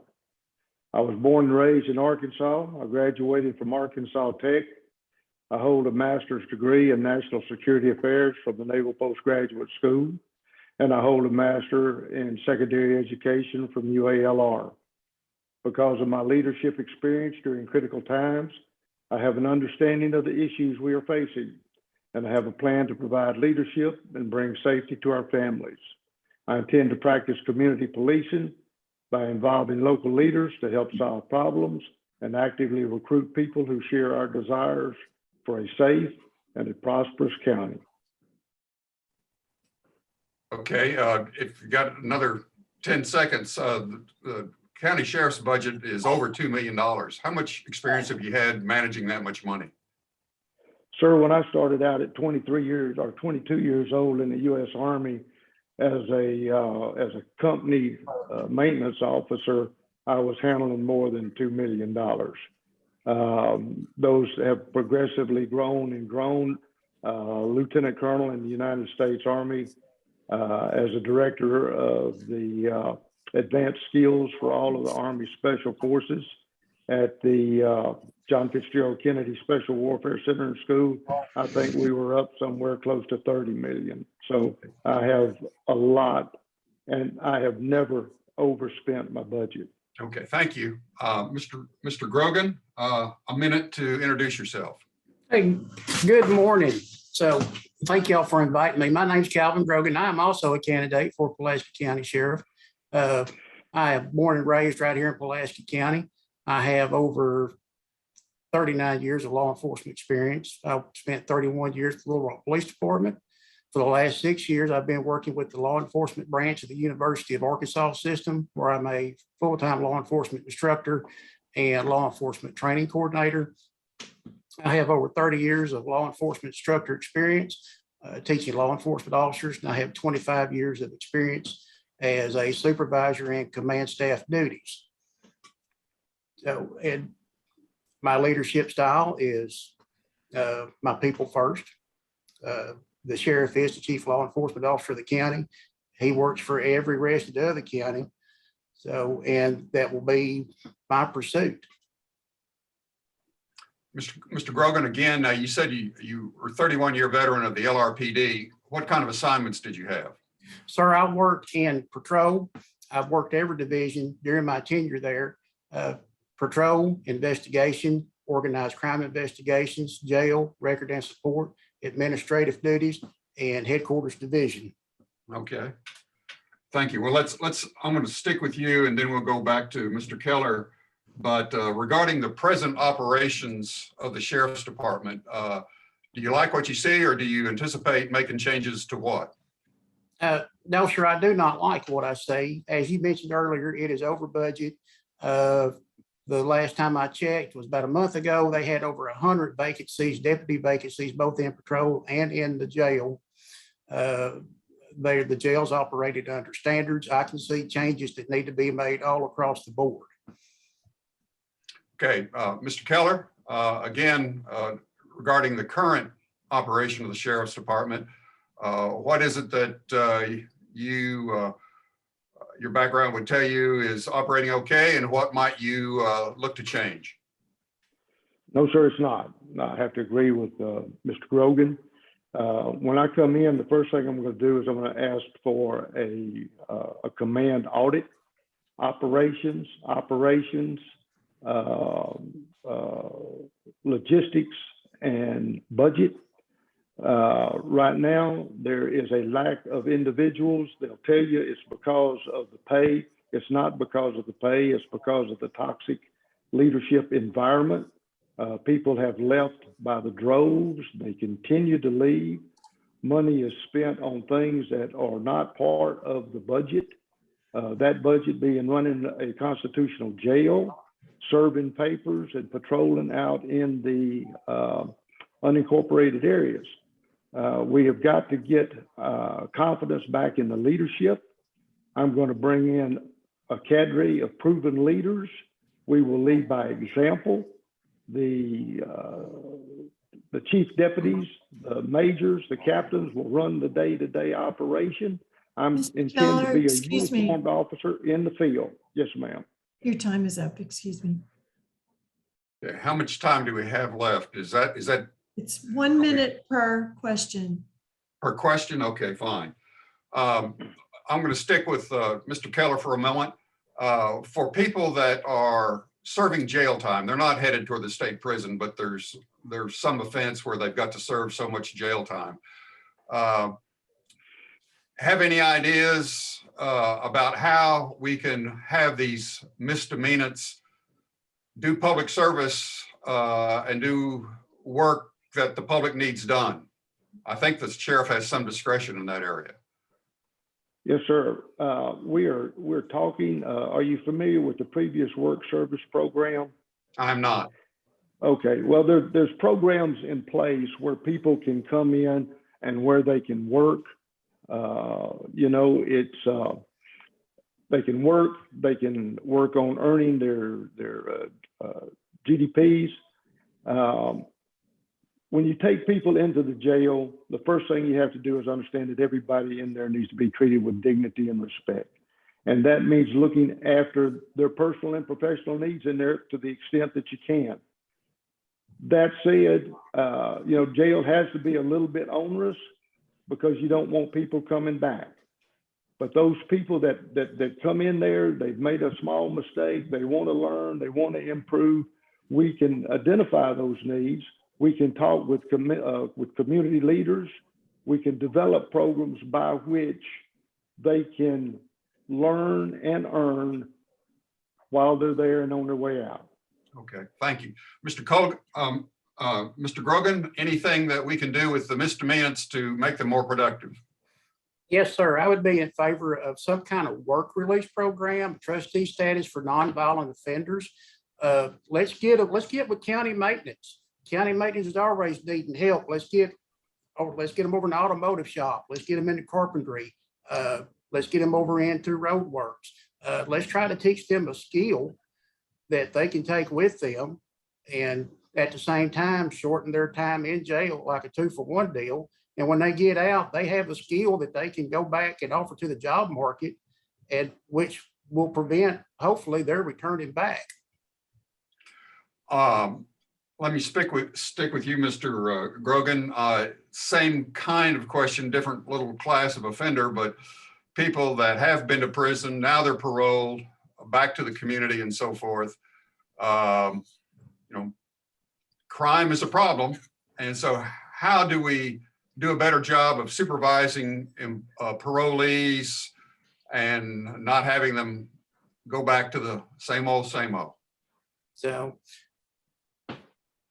we've got to have programs. However, I'm of the belief that the rehabilitation program and probation program does not fall under the constitutional duties of the sheriff. That's why we have a parole office. That's why we have a probation office. That's why we have outside faith-based organizations that work with these people. Now, I asked the sheriff, I would be open to suggestions and help in any way that I can. Okay, thank you. Mr. Keller, any observations on making the Prole program more effective? Well, I'm like Mr. Grogan in that it's not the sheriff's responsibility, and the sheriff doesn't have a whole lot of say-so in parole and probation. But what we do have a say-so in is more aggressively patrolling in the areas. Number one, we need to work in conjunction with the local municipalities on the crime itself. And we need to be out making contact with people. If we're out making contact with people, you make traffic stops, you introduce yourself, you tell them why you stopped them, you check to see if there are warrants out there, you check to see if there's weapons, you check to see if there's drugs, you actively patrol that area, and then it's kind of a deterrent for folks to be out there doing things that they shouldn't be doing that might cause them to go back to jail. Okay. All right, thank you. I think we're ready for a closing statement. Mr. Grogan, take a minute to wrap it up. All right, sir. Guys, y'all have a tough decision to make this election, because I've talked to Mr. Keller several times. Great man, respected military career. But the only difference really between us is our levels of experience. And I have 39 years of law enforcement experience right here in Pulaski County, dealing with Pulaski County problems. I've seen the changes, the peaks and valleys. I know what works. I know what doesn't work. Mr. Keller has a much less law enforcement experience, but a very impressive military career. So y'all got a tough decision ahead. Mr. Keller, closing statement on your own behalf. Yes, sir. I would contend that 23 years in the military working with the Uniform Code of Military Justice is a pretty substantial experience. I would also contend that I've been in the county as a reserve deputy and as a sworn deputy. I know the county. I know the way the county needs to be policed. I appreciate y'all's time there today. I am going to be out in the community visiting with you and others who want to stop the violence. Community safety has got to be the bedrock for growth. I want to work with you to provide that safe future for our families. Please visit my Facebook page at Paul Blue Keller, for Sheriff, to find out more about my background and experience. And you will also find the link to my email. If you have questions, email me. I will respond. Thank you, Mr. Keller. Mr. Grogan. Kathy, I have one question. I guess some of this has gotten by me. We've got two candidates here for sheriff. Is the current sheriff Higgins, is he not running again? They're Republican. They will face off from the winner of this race on the November ballot. I see. All right. Thank you.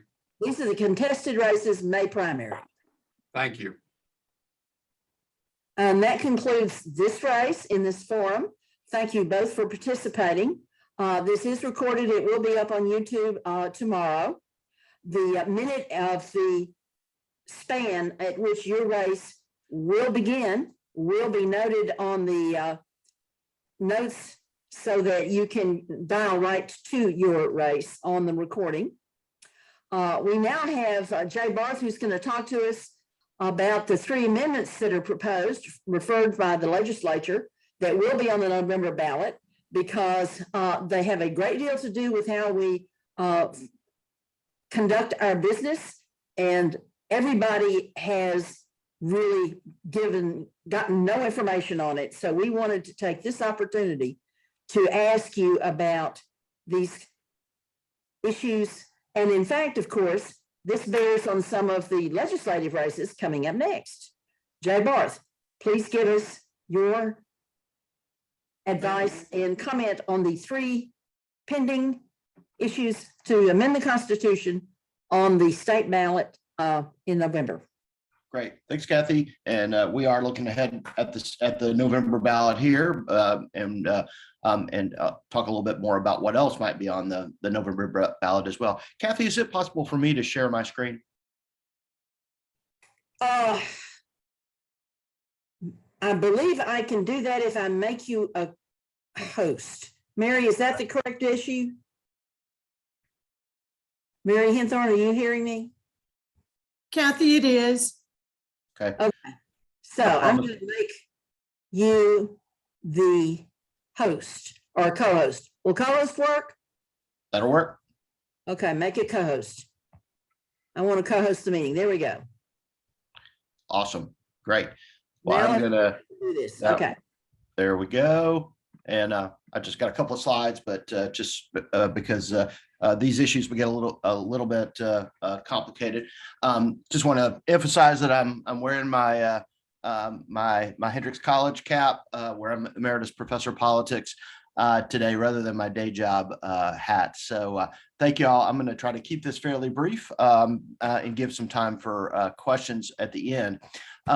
There are three constitutional amendments that have been referred to voters for the 2022 ballot by the Arkansas General Assembly. That's the maximum number that they can send forward. In the coming months, the Secretary of State will identify these issues as issue 1, issue 2, and issue 3. We don't yet have those numbers, so it's a little confusing, but that will happen very quickly. And I'll try to avoid any numbers so that you don't get confused, but there'll be plenty of time for you to connect these to those issue numbers. The three are, first off, an amendment regarding so-called special sessions of the legislature, extraordinary sessions of the legislature. And as you likely know, right now, the only way in which the legislature can get into special session to consider issues is by a call of the governor. And the governor both issues the call, but also lays out the agenda for that special session. The legislatures, through a supermajority vote, can expand that list of items to be considered once they are in session. But the legislature itself cannot call itself into special session. This amendment would change that. This amendment would allow the legislature, by petition signed by 2/3 members of both the House and the Senate, to come into special session on its own. This would be a significant change in this matter. It is many of the advocates of it say, however, that the legislature needs this ability so that they can respond to the needs of the people at a given point in time.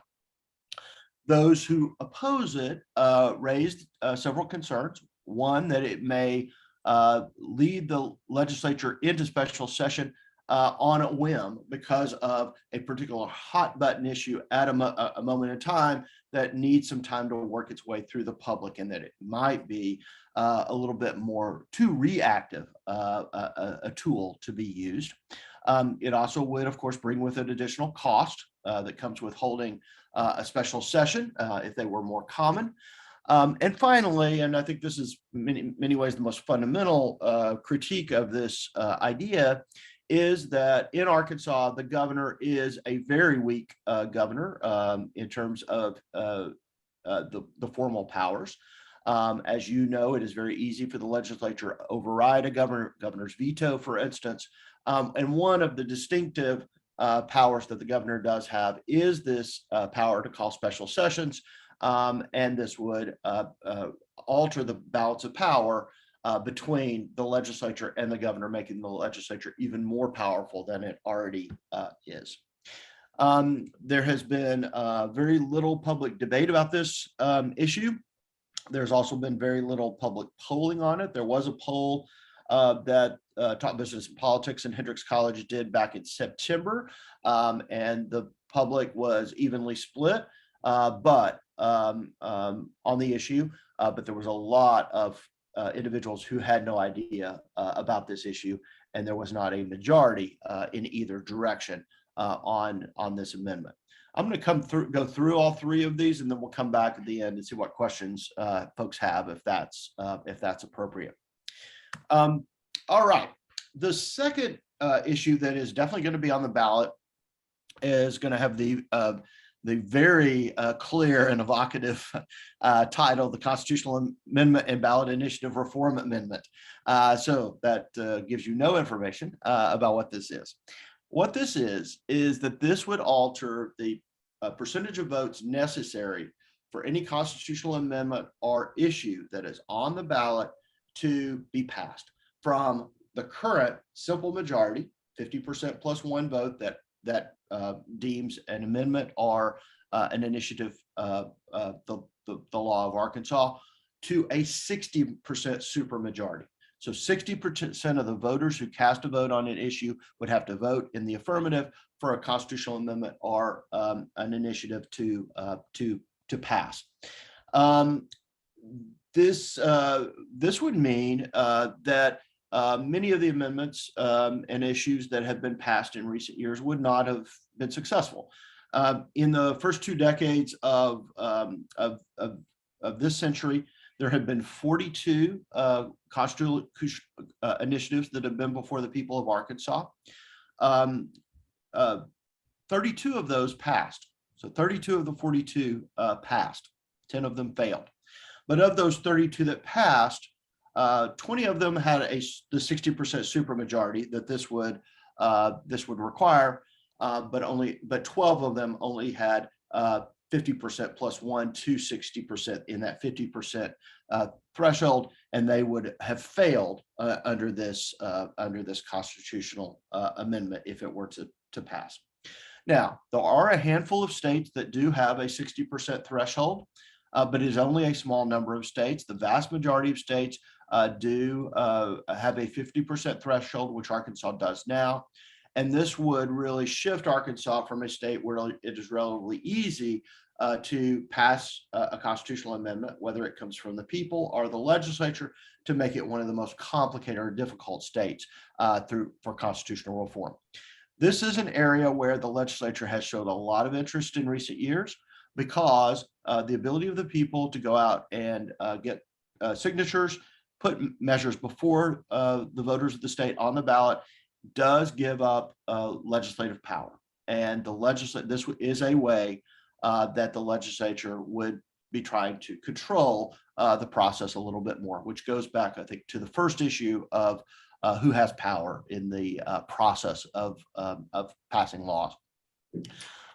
You remember 2 years ago, there was a constitutional amendment that was on the ballot that failed, that would have made it even more difficult for the voters to put amendments or initiatives on the ballot through the petition process. That failed at the ballot box, and so Arkansas remains a place that it's fairly easy comparatively to get change through the petition process. So this is the second, and we'll know what number that is fairly soon. The third measure that's going to go before the voters is the most complicated one. And this is the Arkansas Religious Freedom Amendment. And you may remember a few legislative sessions ago, there was a lot of debate over the passage of a religious freedom law that would be very clear in enhancing the religious liberty of businesses and other entities in the state of Arkansas, so that they could indeed discriminate against some groups or individuals. This is in many ways different. This is at the end of that legislative session, that more extreme measure failed because of Governor Hutchinson's opposition, but Arkansas put in place a religious freedom restoration amendment. That was a religious freedom restoration law. That is a simple law. This would basically make that law a constitutional amendment, would enshrine it in the constitutional amendment. And for lawyers on the call, this would in essence make anything that the government does that intrudes into religious freedom have to pass a strict scrutiny test for it to be deemed appropriate. And so with the strict scrutiny test, there has to be proof that there is on the government's behalf that there's a compelling interest in having this law and that this is the least restrictive way of achieving the goal of the law. Now, the problem with this, in the eyes of some, is that there are a lot of key words in this Religious Freedom Amendment that are not defined. The amendment refers to individuals. It is not clear if that applies to businesses, who, of course, in some concepts are seen as individuals with liberties of their own. In other places are not. It's not clear if it applies to groups of individuals or whether it applies to congregations. It's a little unclear in terms of who all it applies to, in terms of who would have this enhanced religious freedom. It's also quite unclear whether it applies to the rules laid out in jails or prisons, and some of those, of course, infringe upon religious liberty of incarcerated individuals. It's really not clear if it applies in those settings. And finally, while the Religious Freedom Amendment proposal does refer to those who have had their rights violated being able to gain appropriate relief, it's not clear exactly what that is. Is that simply attorney's fees, or is that compensatory or even punitive claims? There are a lot of questions about the Religious Freedom Amendment. It's a pretty short amendment with a lot of words that are not defined clearly in it. So that is before the voters as well. There has been no public polling on that. I think we've seen a series of amendments like this that certainly are about very popular issues in the eyes of Arkansans. I think the odds of this passing based on its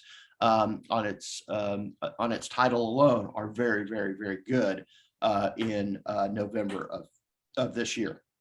So those are the three amendments that we know are going to be on the ballot, but there could be others. And right now you may have been approached by signature gatherers who are asking you to sign petitions to place other measures on the ballot. And there are 12 of those floating around right now, at least 12.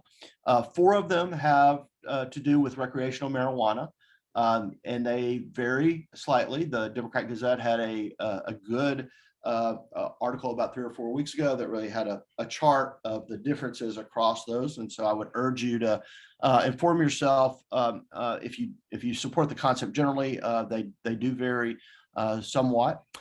There is an amendment floating around regarding public education. It would enhance funding for public education and teacher pay, and also change some governance matters related to public education in Arkansas. There's a term limits amendment that is floating out there to change the term limits for legislatures.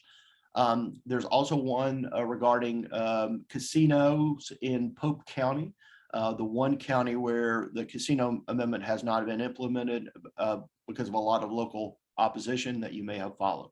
And there are others as well, but those are some of the most common ones. Any of those that make the ballot through the very somewhat convoluted process of the checking of petition signatures by the Secretary of State's office, et cetera, any of those that make the ballot will be numbered as well. They will be issue 4, et cetera. And so we don't know how many will be on the ballot. We don't know what their exact numbers will be, but that we can certainly come back and talk more in the fall. In the meantime, though, I would always urge you to really go check out the great work on ballot measures that is done by the Cooperative Extension folks, the folks at the University of Arkansas's Division of Agriculture Research and Extension. They have a very good ongoing project there run by Kristen Higgins that provides very excellent analysis of all the proposals that are on the ballot. You can sign up for ongoing emails, monthly emails that will keep you updated about the status of some of these proposals for which petition gathering is going on. And towards the fall election, there will be very effective a ballot guide that will be created. And Arkansas is a state where the state does not produce such a guide. The state government does not, but the folks at the Public Policy Center do. And I would really urge you to go sign up for their ongoing emails. They do great work, and we need to support and show our commitment to that, because this is important work, policy making by the people, and we need to be informed in doing so. And We so have a with that, question from Ron Muse. Jay. what's that? We What's have that? a question from Ron Muse. All right. Hello, Ron.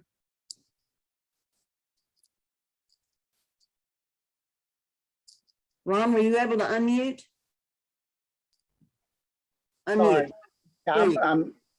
The third proposed amendment, Religious Freedom Amendment, how does that settle with the separation of church and state? Well, this really is about the free exercise clause and the degree to which the government's laws can intrude in that. And obviously, this has been an area where the U.S. Supreme Court has had, a myriad of decisions over the years. And very importantly, in recent years, the current Supreme Court has begun to expand religious liberty again. And that actually, I think, makes a great point about this amendment. It's not clear that this amendment would really have any real impact because we know, first off, that the U.S. Supreme Court is the ultimate arbiter of law in the United States. And moreover, that Supreme Court, at least for the short run, is going to behave in a way that is already respectful of expanded religious liberty. And so that would make some of the provisions here pretty inconsequential, except that we would, an individual would be able to go into state court rather than federal court to get relief, as is needed for a lot of the issues related to the United States Constitution's free exercise claims. I don't know if I answered that, Ron. Thank you.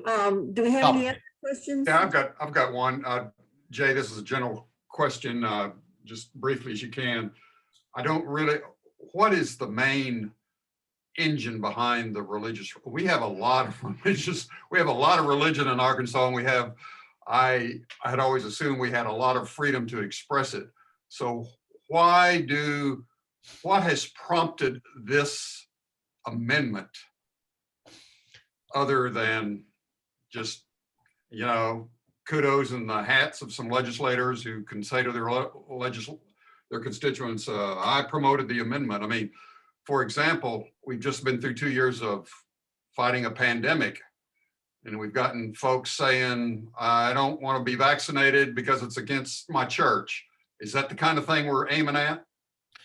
I mean, that is a good example of the kind of, if there was legislation regarding required vaccinations, and there are, of course, for kids to go to school, that would then, this could come into play if there was a religious objection and a sincere religious objection.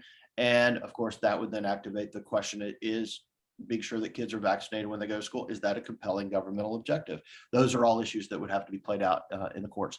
In terms of your kind of the reason for this, it's certainly, there is a symbolic politics element to this, just as there has been on the right to hunting and other issues of that sort, where I think it's fair to say there has not been a lot of intrusion into those liberties in the state of Arkansas, but they have still shown up on the ballot box put there by the legislature, and legislators who are supportive of these obviously then make, note their support in the fall. So it's probably not the most consequential thing you will vote on this fall.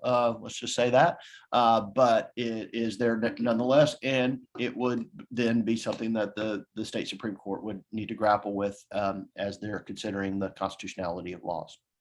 Thank you. Do we have any other questions? Okay, as you notice, we're running way behind time, so I'm going to say thank you, Jay Barth. Thank you. Good to see y'all. We're moving on to the Arkansas Legislature race next in the forum. State Representative number 73 between John Wycliffe and Robert Steinbuck. And Ron Muse will ask the questions. Remember, we alternate which one starts each round. Ron? Thank you. Question one for Mr. Wycliffe. Government faces. Closing and 1 minute of everything. Okay. Government faces rising costs to deal with disasters. I'm sorry, no, Ron. First, before questions, we have an opening statement. Oh, I'm sorry. Go ahead and give us your opening statement, please. 1 minute. Mr. Wycliffe. John Wycliffe. Mr. Wycliffe, are you unmuted?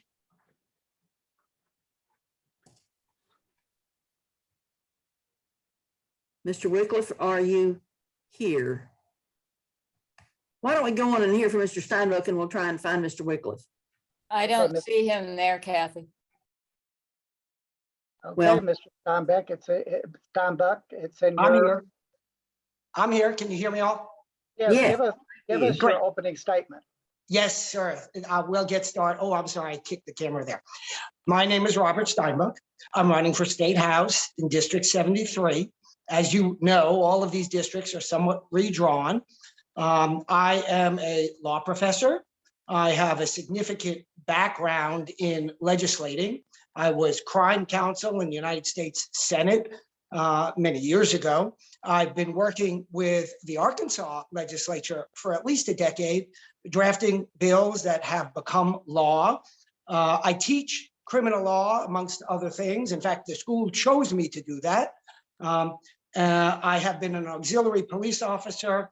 I worked at the United States Department of Justice. I believe we need to focus on safety and security. I will be an independent voice, independent conservative voice in the legislature. I'm not owned by anybody. I'm not bought by anybody. I don't serve anybody else's interests except the interests of the people of my district and the interests of the people of Arkansas in general. Thank you. Mr. Wycliffe, have you arrived? I believe nobody can find Mr. Wycliffe, so. Okay, then we'll proceed. That seems to be a common problem with my primary opponent.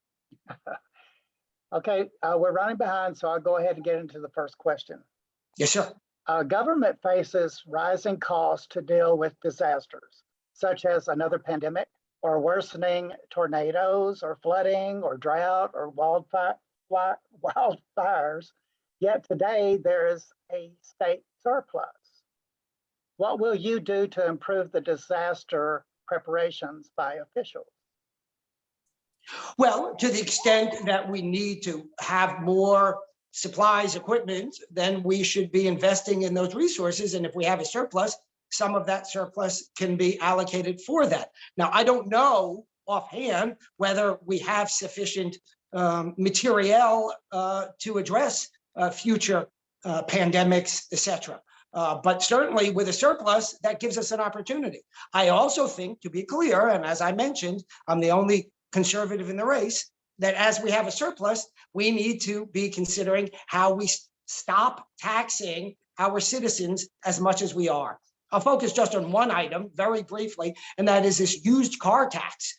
We pay a tax to the state when we buy a new car, and then every time it gets transferred, more taxes. And particularly when the car gets older, this becomes a very regressive tax. A person buys a $9,000 car and they're paying a state tax on that. And I think that's egregious. Thank you. We'll move on to question 2. It's quite lengthy. Governor Hutchinson proposed fighting crime by adding another prison, then by adding parole officers and increasing oversight of ex-inmates at high risk of committing new offenses. No time was given to achieve this, nor did the governor speak about eliminating fees charged all parolees, which have led to returns to prison when a theft to get the required money occurs. Nor was there any plan for more education and jobs programs. What do you propose to remedy the high crime rates? It's a great question. and it's a broad question. So let me try to get into it. First of all, I think the primary focus on addressing crime, and that's our number one problem in this state right now, is not more prisons, albeit I'm not opposed to having more prisons if we don't have the bed space. In fact, more prisons, to be clear, is a human rights issue, because otherwise you arrest people and you cram them in quarters that are illegal, essentially. So I'm not opposed to the notion of more prisons, but that's not the solution. The solution is on the front end. We need more cops on the street today. For example, in my district, in Little Rock in general, we don't have enough cops patrolling the streets. I will create concurrent jurisdictions with the state police, and I will create joint task forces with the state police so that we have more cops on the street and we have 2 cops per car, because that makes a difference. As I think I mentioned, I hope I mentioned early on, I was once an auxiliary police officer. I know the difference in the level of enforcement when a cop shows up and there's only 1 versus there's 2. It makes a real difference. And then having a greater police presence makes a huge difference. So those would be my priorities. Your time is yes, up. ma'am. Thank you. Yes, ma'am. Yes, ma'am. All right, we'll move on to question 3, which will give you an opportunity to respond to the presentation by Professor Emeritus Barth. I saw that. It was very interesting. What is your position on the 3 amendments to the state constitution referred to voters by the Arkansas legislature? I will need your help. May I finish the question, please? Oh, I'm sorry. I thought you did. My apologies. One tightens citizen initiatives, one lets the legislature call itself into session, and one is the Religious Freedom Amendment. What was the first one? I'm sorry, I didn't catch it. It tightens citizen initiatives. Oh, right. The level at which citizens can bring an initiative. Yeah. So I don't support that. I believe in greater democracy, not less democracy. So I do not want to tighten the requirements or heighten the requirements to have voters make an amendment to the Constitution. I do not support that one.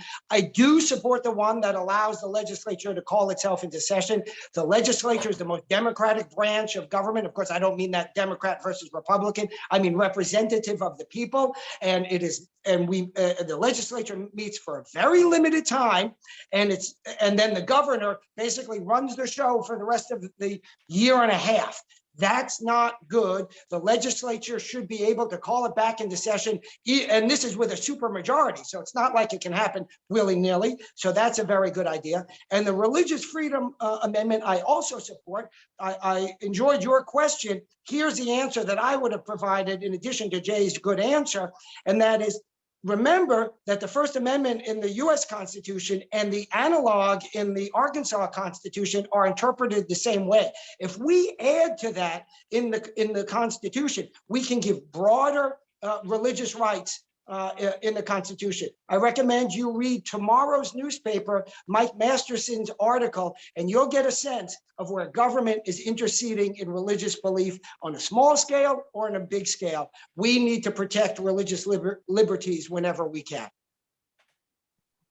Okay, then we will move to your closing comment. Ron, if I may, can I ask a real quick question? It's it's almost a yes or no. For both candidates, there's been some talk, even among gubernatorial candidates, about abolishing the Arkansas income tax. I'll tip my hand. That's the craziest idea I've ever heard of. I hope neither of you would vote for such a proposal. Kate, would you please respond? Yes, I think it's only me. Yes, sir. I think it's only me. Well, let's see if I please you or not, but I don't answer questions based on that basis. I answer them on my convictions.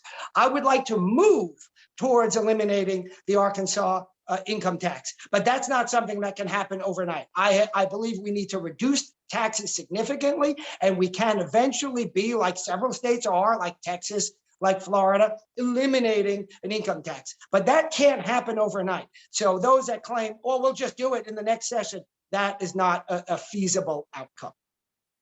All right, thank you. You have an opportunity for closing remarks. Thank you so much. And thank you for holding this forum. I genuinely appreciate the opportunity to speak. And I guess my closing remarks reflects what happened here. It's like one hand clapping. I'm running in the Republican primary. so that I can represent the citizens of District 73, and you haven't heard anything from my opponent because my opponent hasn't had anything to say. I call him Mr. Crickets because that's all you hear. He doesn't post anything on Facebook. He doesn't come out to forums. He's got nothing to say. He's got a headquarters seemingly outside the district, but on Lobbyist Row. And he works with the Arkansas Economic Development Commission, which funnels money to the Chamber of Commerce, which is a lobbying organization for mega business. I will represent the people and only the people. You might disagree with me. The last question, I'm sorry, I missed your name, sir. He may in the end disagree with what I had to say. That's fine.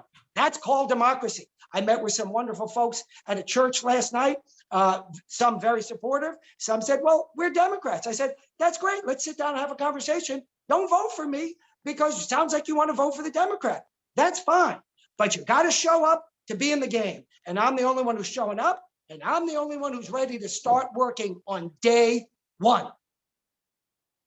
Thank you, Mr. Steinbuck, for showing up for our forum. We appreciate it very much. Thank you. And that concludes the forum for State Representative District 77 race on the May ballot. I'm sorry, I got the name wrong. District 73 race. I thought that's what you said, yes.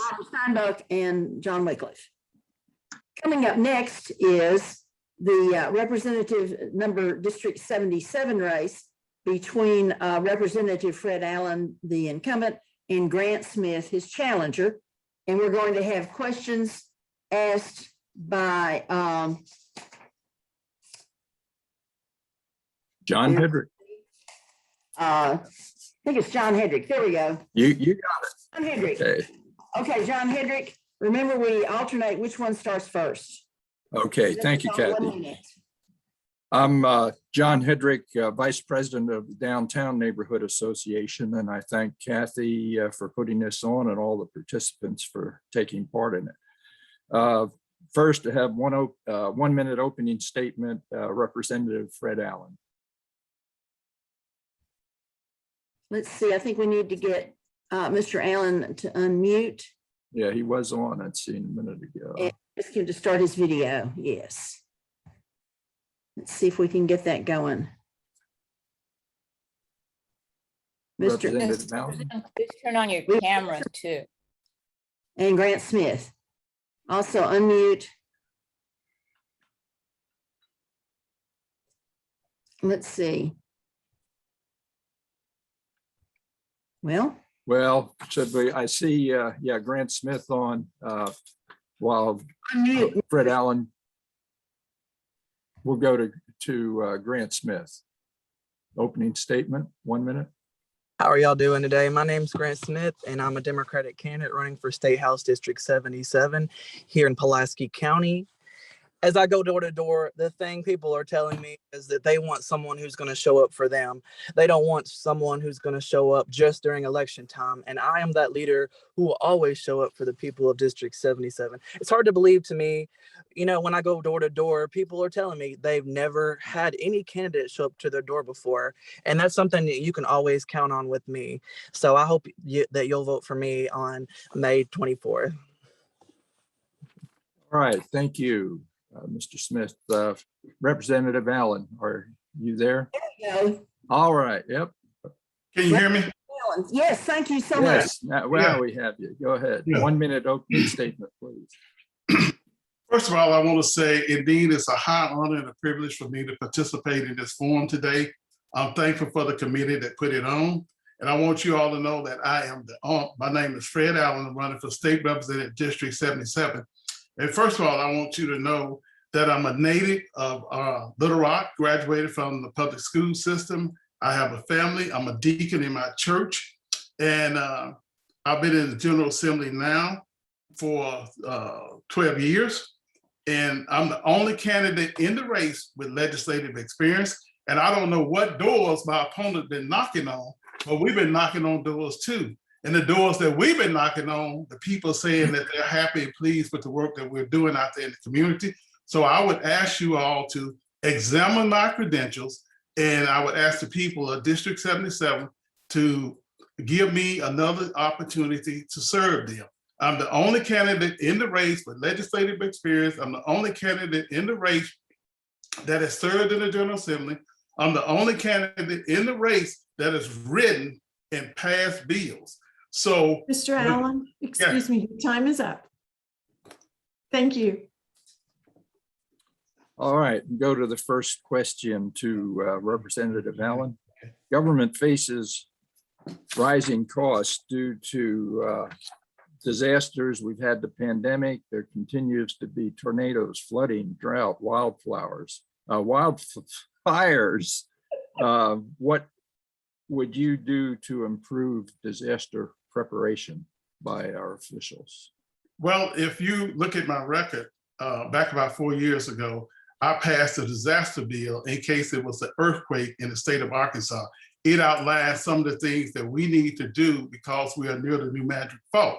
If you look at the disasters that's happening in our country today, these disasters are disasters that we never faced before.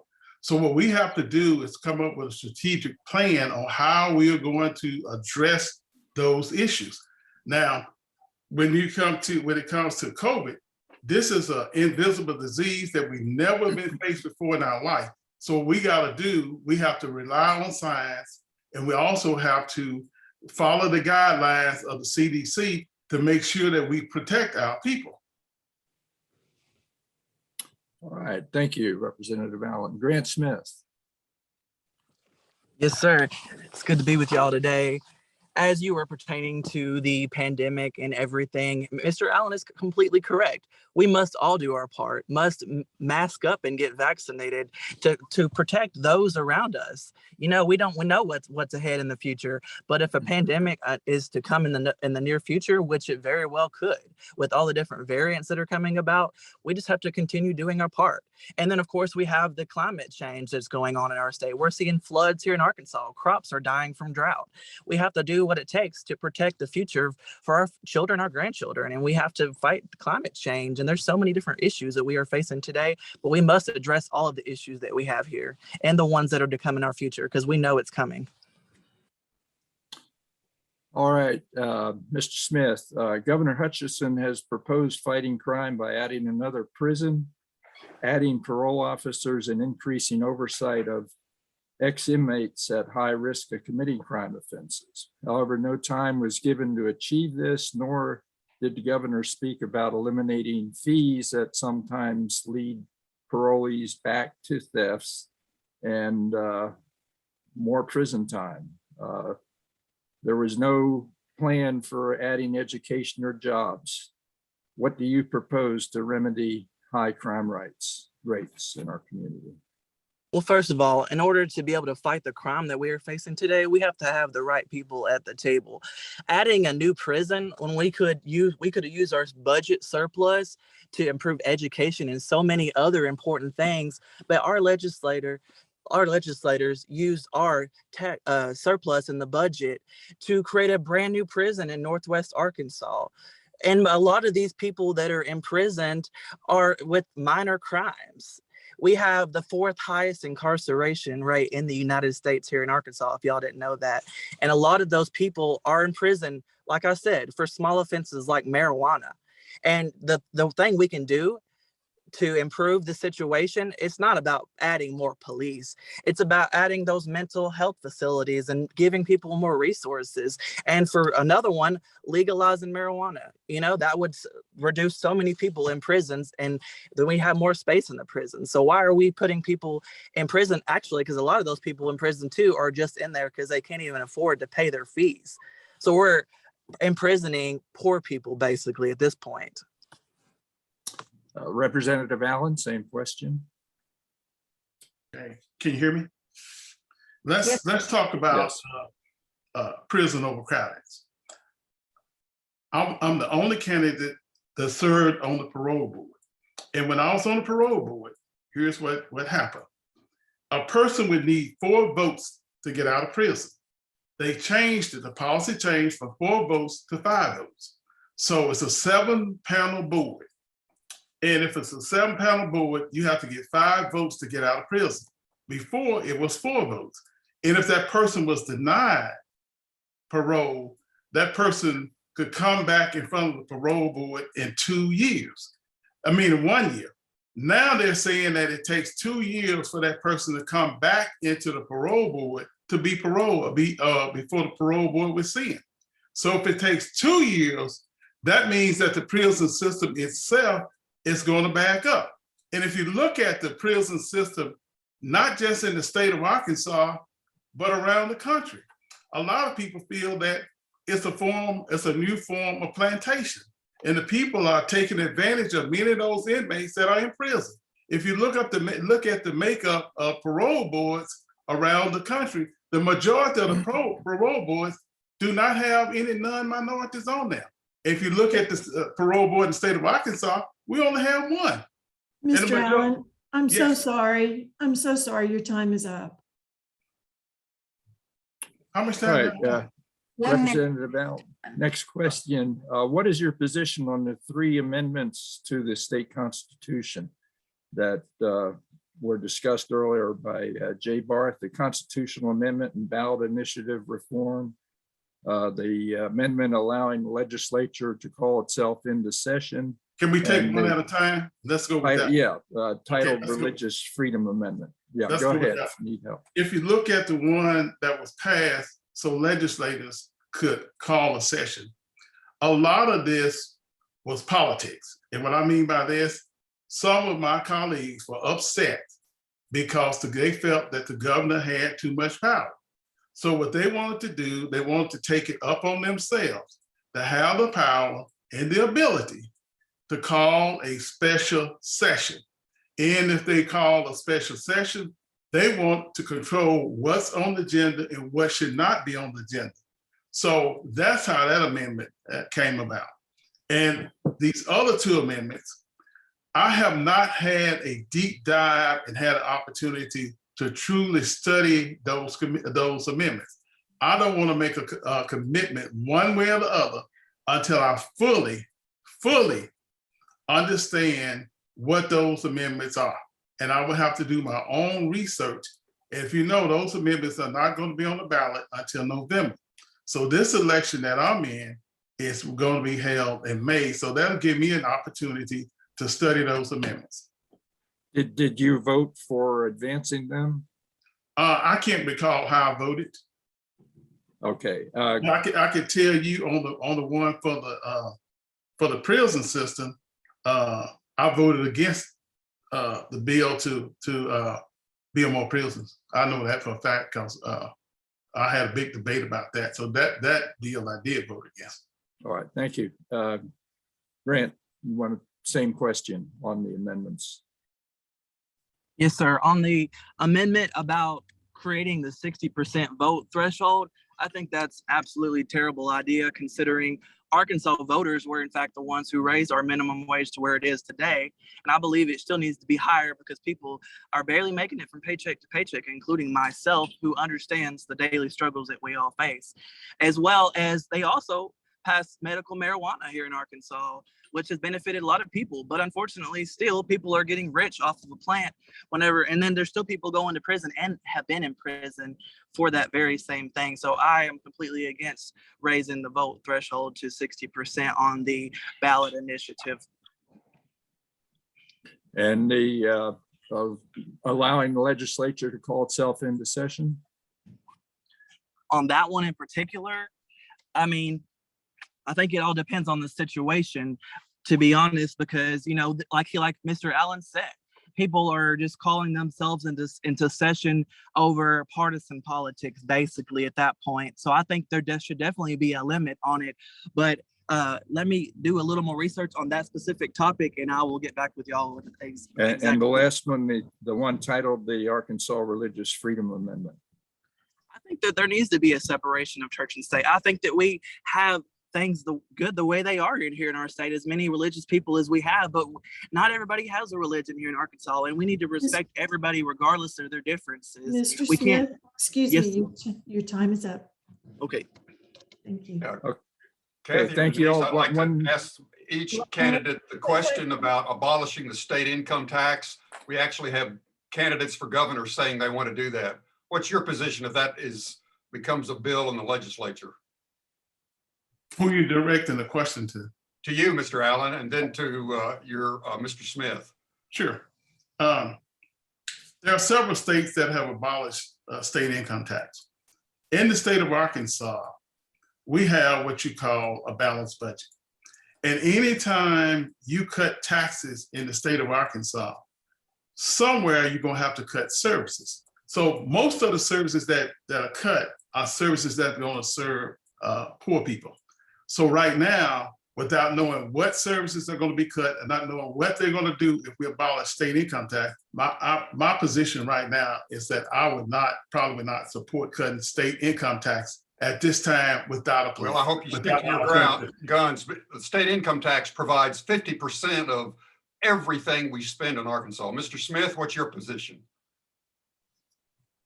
I do not think that we should be doing that. I do not think we should be abolishing the income taxes. Several states have done it actually, and it's been a disastrous effect to all the different states that have done it. I think that our legislator, I don't know if you know it or not, but a lot of people don't know it, but they did a tax cut for the rich. Meanwhile, the majority of Arkansas is working class people. So I don't think that abolishing the income tax is going to help anybody. It's going to cut those programs, like Mr. Allen said, that people need. And we barely have the help we need as it is. And Hey, Ron, Mr. question? Mr. Smith, 1 minute to wrap up. No. Mr. Muse had a question. Let's make it quick, Ron. Do either or both of the candidates have some statistics on recidivism in the prison? I don't know, but I do know one thing. When you look at recidivism, it's very high with minority prisons. It becomes a revolving door. And the reason why it becomes a revolving door, because when those individuals get out of prison, he or she does not have any job, doesn't have job training. And if you check the box, you're not going to get a job. So what do? They go back to doing what they were doing before they went into the prison system. So I know it's very high among our people, but there's a reason why it's high. Mr. Smith? Yes, I'm sorry. What was the question? The word exactly that you were meaning? Do you have any statistics on the recidivism in prisons, in our prison system? What's the define recidivism? I can't say the word. I'm so sorry. Where people continue to commit crime after being released. Very well, it could happen because our prisons are not designed to help people like they should be. People don't get the help they need. That's why more people need to have more resources and get mental health help and rehab, other than just being imprisoned and then just come back out just to get back in prison again, potentially. Okay, now 1 minute to wrap up, Mr. Smith. It's nice to have y'all here today. I appreciate everybody here inviting me to come speak with y'all today. And if y'all have any concerns or anything, feel free to message me on my website at grantforarkansas.com. And I hope to have your vote on May 24th. Y'all have a great day. Thank you, Mr. Grant Smith. Representative Allen, 1 minute to wrap up. Again, thank you all for allowing me to be a part of this forum today. As I said earlier, I'm the only candidate in this race with legislative experience. I'm the only candidate that has ever passed a bill. I've been in the legislature for better than 2 years now, and the work that I have done in the General Assembly speaks for me. And most people that know me will know that I can work both sides of the aisles. If you look at the number of bills that I passed, not just this year, but years since I've been in the General Assembly, it's bills that I can come back and tell my community that I'm proud of. And because of that, I would urge and encourage all of my voters in District 77, that was formerly District 30, to go to the polls and vote for Fred Allen. If you don't live in District 77, if you know someone that lives in District 77, I would encourage you to contact those people and ask them to vote for an experienced candidate. In the General Assembly now, when we only have a handful of Democrats, experience matters. Because on day one, I'm ready. On day one, my opponent would have to get ready. I'm already ready for combat. He will have to get ready for combat. Mr. Allen, excuse me. So Thank vote you. for Fred Allen. Thank you. Okay, thank you both. Kathy? Thank you. That concludes this District 77 race for the state legislature in this forum. Thank you for your participation. Now we're going to have a Pulaski Quorum Court JP race for an open seat, position 2, between Summer Campbell and Natalie Capps, who did have to decline because of a conflicting appointment and will not be with us today. And we will have questions to this race from Jim Lynch. So Summer Campbell, are you here? Is Summer Campbell here? I'm not finding Summer Campbell. Is anyone else finding Summer Campbell? Well, I don't see her. I don't see her. If no one else sees her, then we're going to pass along to the Quorum Court race for JP position 7, another open seat between Anna Morchetti and Diane Curry. And questions will come from Denise Leeson.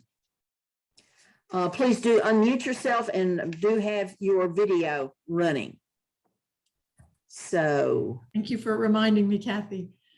Hi, Denise Leeson. I'm the president of the Central High Neighborhood Association, and I'm delighted to be joining you all and have an opportunity to chat a little bit with Anna and Diana. Kathy, could you time this for me? Because I don't know if I can split my attention between. I will time it, and everything here is 1 minute. Yes. And we are starting each round with a different candidate. Yes. Okay, wonderful. Thank you. Anna, since you're not muted at the moment, let's start with you. Would you please give your opening 1 minute statement? Yes, thank you so much for having me. My name is Anna Morchetti, and I'm running for Pulaski County Justice of the Peace in District 7. Today, I'm coming from a windy situation, but I tried to pick the best political background I could. I'm in Washington, D.C. At a conference, and so we're doing some sightseeing. I am running because I want to make sure that my community has a partner in county government and that their voice is heard. Right now, we have so many distracting issues coming up that the common issues of everyday members of my community are not being heard. My background is deeply rooted in nonprofit and community activism work. My first job out of college was at the Arkansas Food Bank, and hunger and food insecurity are very important to me. I was the founding fundraising chair for Harmony Health Clinic, free medical and dental clinic that serves Pulaski County. Thank you. Thank you. Well, pardon me. Well, okay. It doesn't be deciding it's going to shut up. There we go. Sorry about that. Okay. Thank you, Anna. Amateur civic enthusiast with not a great deal of technical skill. Okay, so Diane Curry is now unmuted. Yes. Diane Curry. Hi, I'm Diane Curry. I'm seeking the position of JP District 7. I've been in the basic area of District 7 for about 30 years at Highway 5 and Crystal Valley Road. I'm excited because I've always been a volunteer, starting from PTA days with legislative, coming to the school board with experience serving twice as president.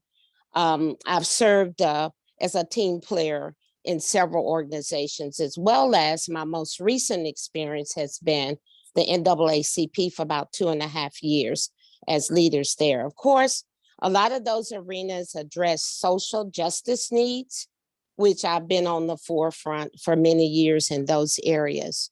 I am a native of Malvern, Arkansas, but been in Little Rock since college days and since 1976. So I'm happy to be in this race. I have a financial background, audit, finance. Currently, I'm actually at work today, so I'm taking a break. I do taxes professionally. So I feel that I have the experience that will be needed to serve in the position of JP. Thank you for this opportunity today. Okay, great. Thank you. Diane, we'll continue with you. The first question is, we've been talking, if you have been able to listen, I know you've both been in the forum for a while. We've talked a lot about problems with the justice system in our modern world. What changes do you propose to our justice system in order to remedy some of those problems? Say, first of all, we have to start early. So that really goes back where? To education at the early level, elementary on up through the chain of high school, coming out to get a job. So we have to embed and focus in on especially children that may not have the support systems that they need. So to me, it's bringing it all the way down the system. Social justice at the other level, of course, I've heard a little bit about the conversations that I've been on for about 15 minutes when we deal with people going to jail, going to prison. If you don't have the proper mental health support and rehabbing opportunities, guess what? And that's why recidivism is like it is now, and it's high in the state of Arkansas, especially coming as you deal with the jails, because part of the county budget, of course, deals with the sheriff's department. Well, they have a lot of people come through the jail system that stay there, and of course, it makes that full circle. So we need support systems in place, not more jails, but support from rehab and mental health, and to give them some skills as they come back out to offer for them to not be able to go back into those systems. Thank you. Thank you. Mhm. Anna, again, your proposed changes to remedy issues with the justice system. Yes, such an important issue right now. And I was actually just at the county jail with Sheriff Higgins, looking at the program that he has started to help answer this question about recidivism that we've been talking about. And what's really amazing is that they have a program in place for reentry that they have recently started that has had amazing results, because they give people both the hope that they can really transform their lives when they get out, but more importantly, the tools to actually do that. So those programs are happening. The problem is funding. So right now, Sheriff Higgins was mentioning that they do not have the funding that they need for this program. He received a grant to be able to start it. But now that we know it's working, part of the role of being Justice of the Peace is being able to pass that budget to keep that program going and to expand it. Also, I think that it's very, very important that we work on juvenile justice reform. Thank you. Okay, ladies, we've talked about the criminal justice system. Let's look at from the societal side of the equation. What do you propose, beginning with Anna, what do you propose that be done to remedy high crime rates? So this is definitely connected to that previous question. And I think we need to be able to provide the basic necessities in order to really end that pipeline to prison that is talked about a lot. So I believe we need to fund our county after school programs to make sure that when youth are starting to have that free time and not sure, maybe they don't have as much support at home, that they have a place to go to continue their education, that they have safety. Food insecurity, I believe, plays a role into that as well. And I think we need to address that at the county level.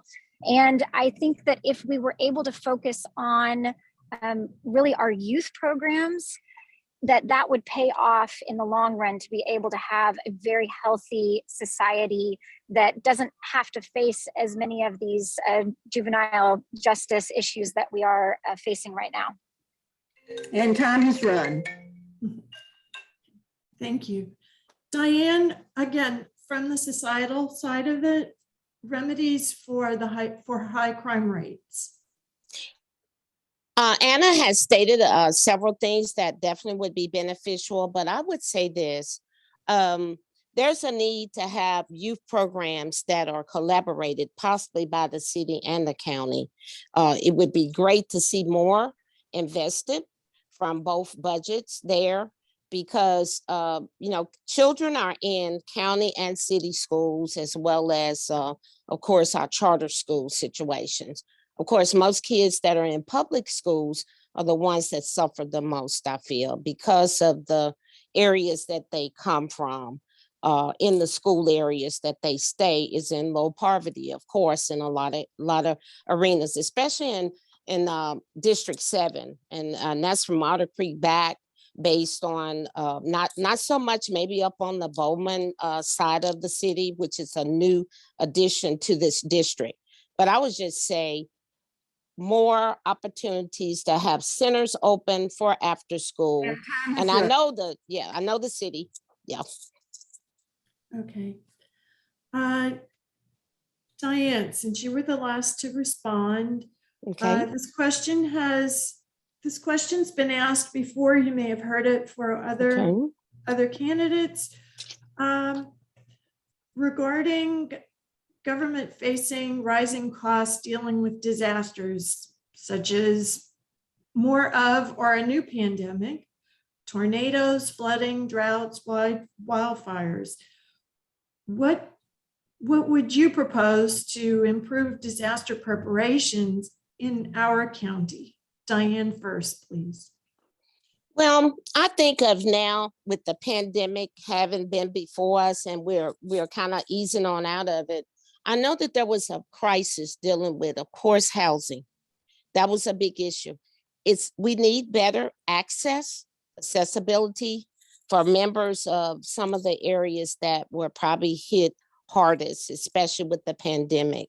And of course, again, you're dealing with equity issues, making sure that accessibility and infrastructure, the way that the county is set up. So it needs to be a reserve. And I don't know whether or not that reserve is there, but just planning more for the future in the budget planning is critical. Thank you. Anna, preparations for improved disaster response at the county level. Wonderful. I really come at this from a viewpoint from the sustainability work that we could do. So I'm currently serving as a Little Rock Sustainability Commissioner, and we've been talking a lot about how so many of these issues with disasters are rooted in our environment. So we're having more floods, more drought, just drastic weather issues because we have not been good stewards of our land. And so I see so much work we could do in terms of green infrastructure. There are things that we're doing with solar power right now at the county that Judge Hyde has started on, and I would love to continue that. But I think we could be in a better situation as a county if we would invest in sustainability measures now that we can really lean into for the next few decades to make sure we have a livable future for ourselves, our children, our grandchildren. It's a really important issue that we need to start talking about. Okay. All right, thank you. And we'll have 1 minute each for closing comments. Anna, since you were the last to speak, you go first, please. Okay. Thank you again for having me. It's so important to be able to have these forums and discuss these topics. The main thing I would like to leave behind is that I want to be a partner. That word partner is really important to me because it shows trust. There's a back and forth of being able to listen and digest and come up with innovative solutions to these problems that we're facing. And that's where I think my background really comes into play. I want to make sure that people know that they will have someone who has their best interests at heart. I'm doing this because I believe in my community. I value them. I want to amplify their voice and lift up the issues that are important to them. And so I would be so honored to be able to have this position and support my community in a new way. Thank you so much for this time, and I appreciate it. Thank you. Diane, closing comments.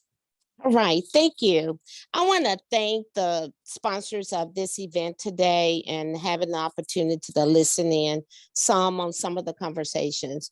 I like to say that we need support again, being in our community. I'm a great listener. I've been out in the community some now, campaigning for this position. I am a great listener. I've always been a voice for the community that I've served. And I'm looking forward to, of course, making new friends with some of the areas that I'm not as familiar with. I have proven leadership. I've been around for a while.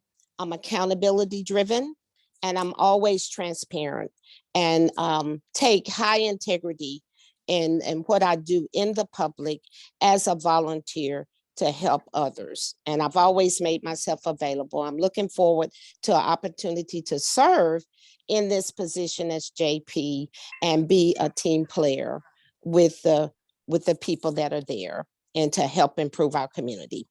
Thank you so much for this opportunity. Thank you, ladies. And that Thank you. concludes this race in this forum. This is the final race of the forum. This concludes the April the 9th, 2022 candidate forum for those on the contested races on the May 24th ballot. We have recorded this and it will be posted on YouTube. There will be a note indicating the minute of the start of each different race in the notes so that you can take your cursor directly to a particular race that you wish to view. I apologize again for my technical lack of skill. We had intended live streaming on Facebook and that did not occur.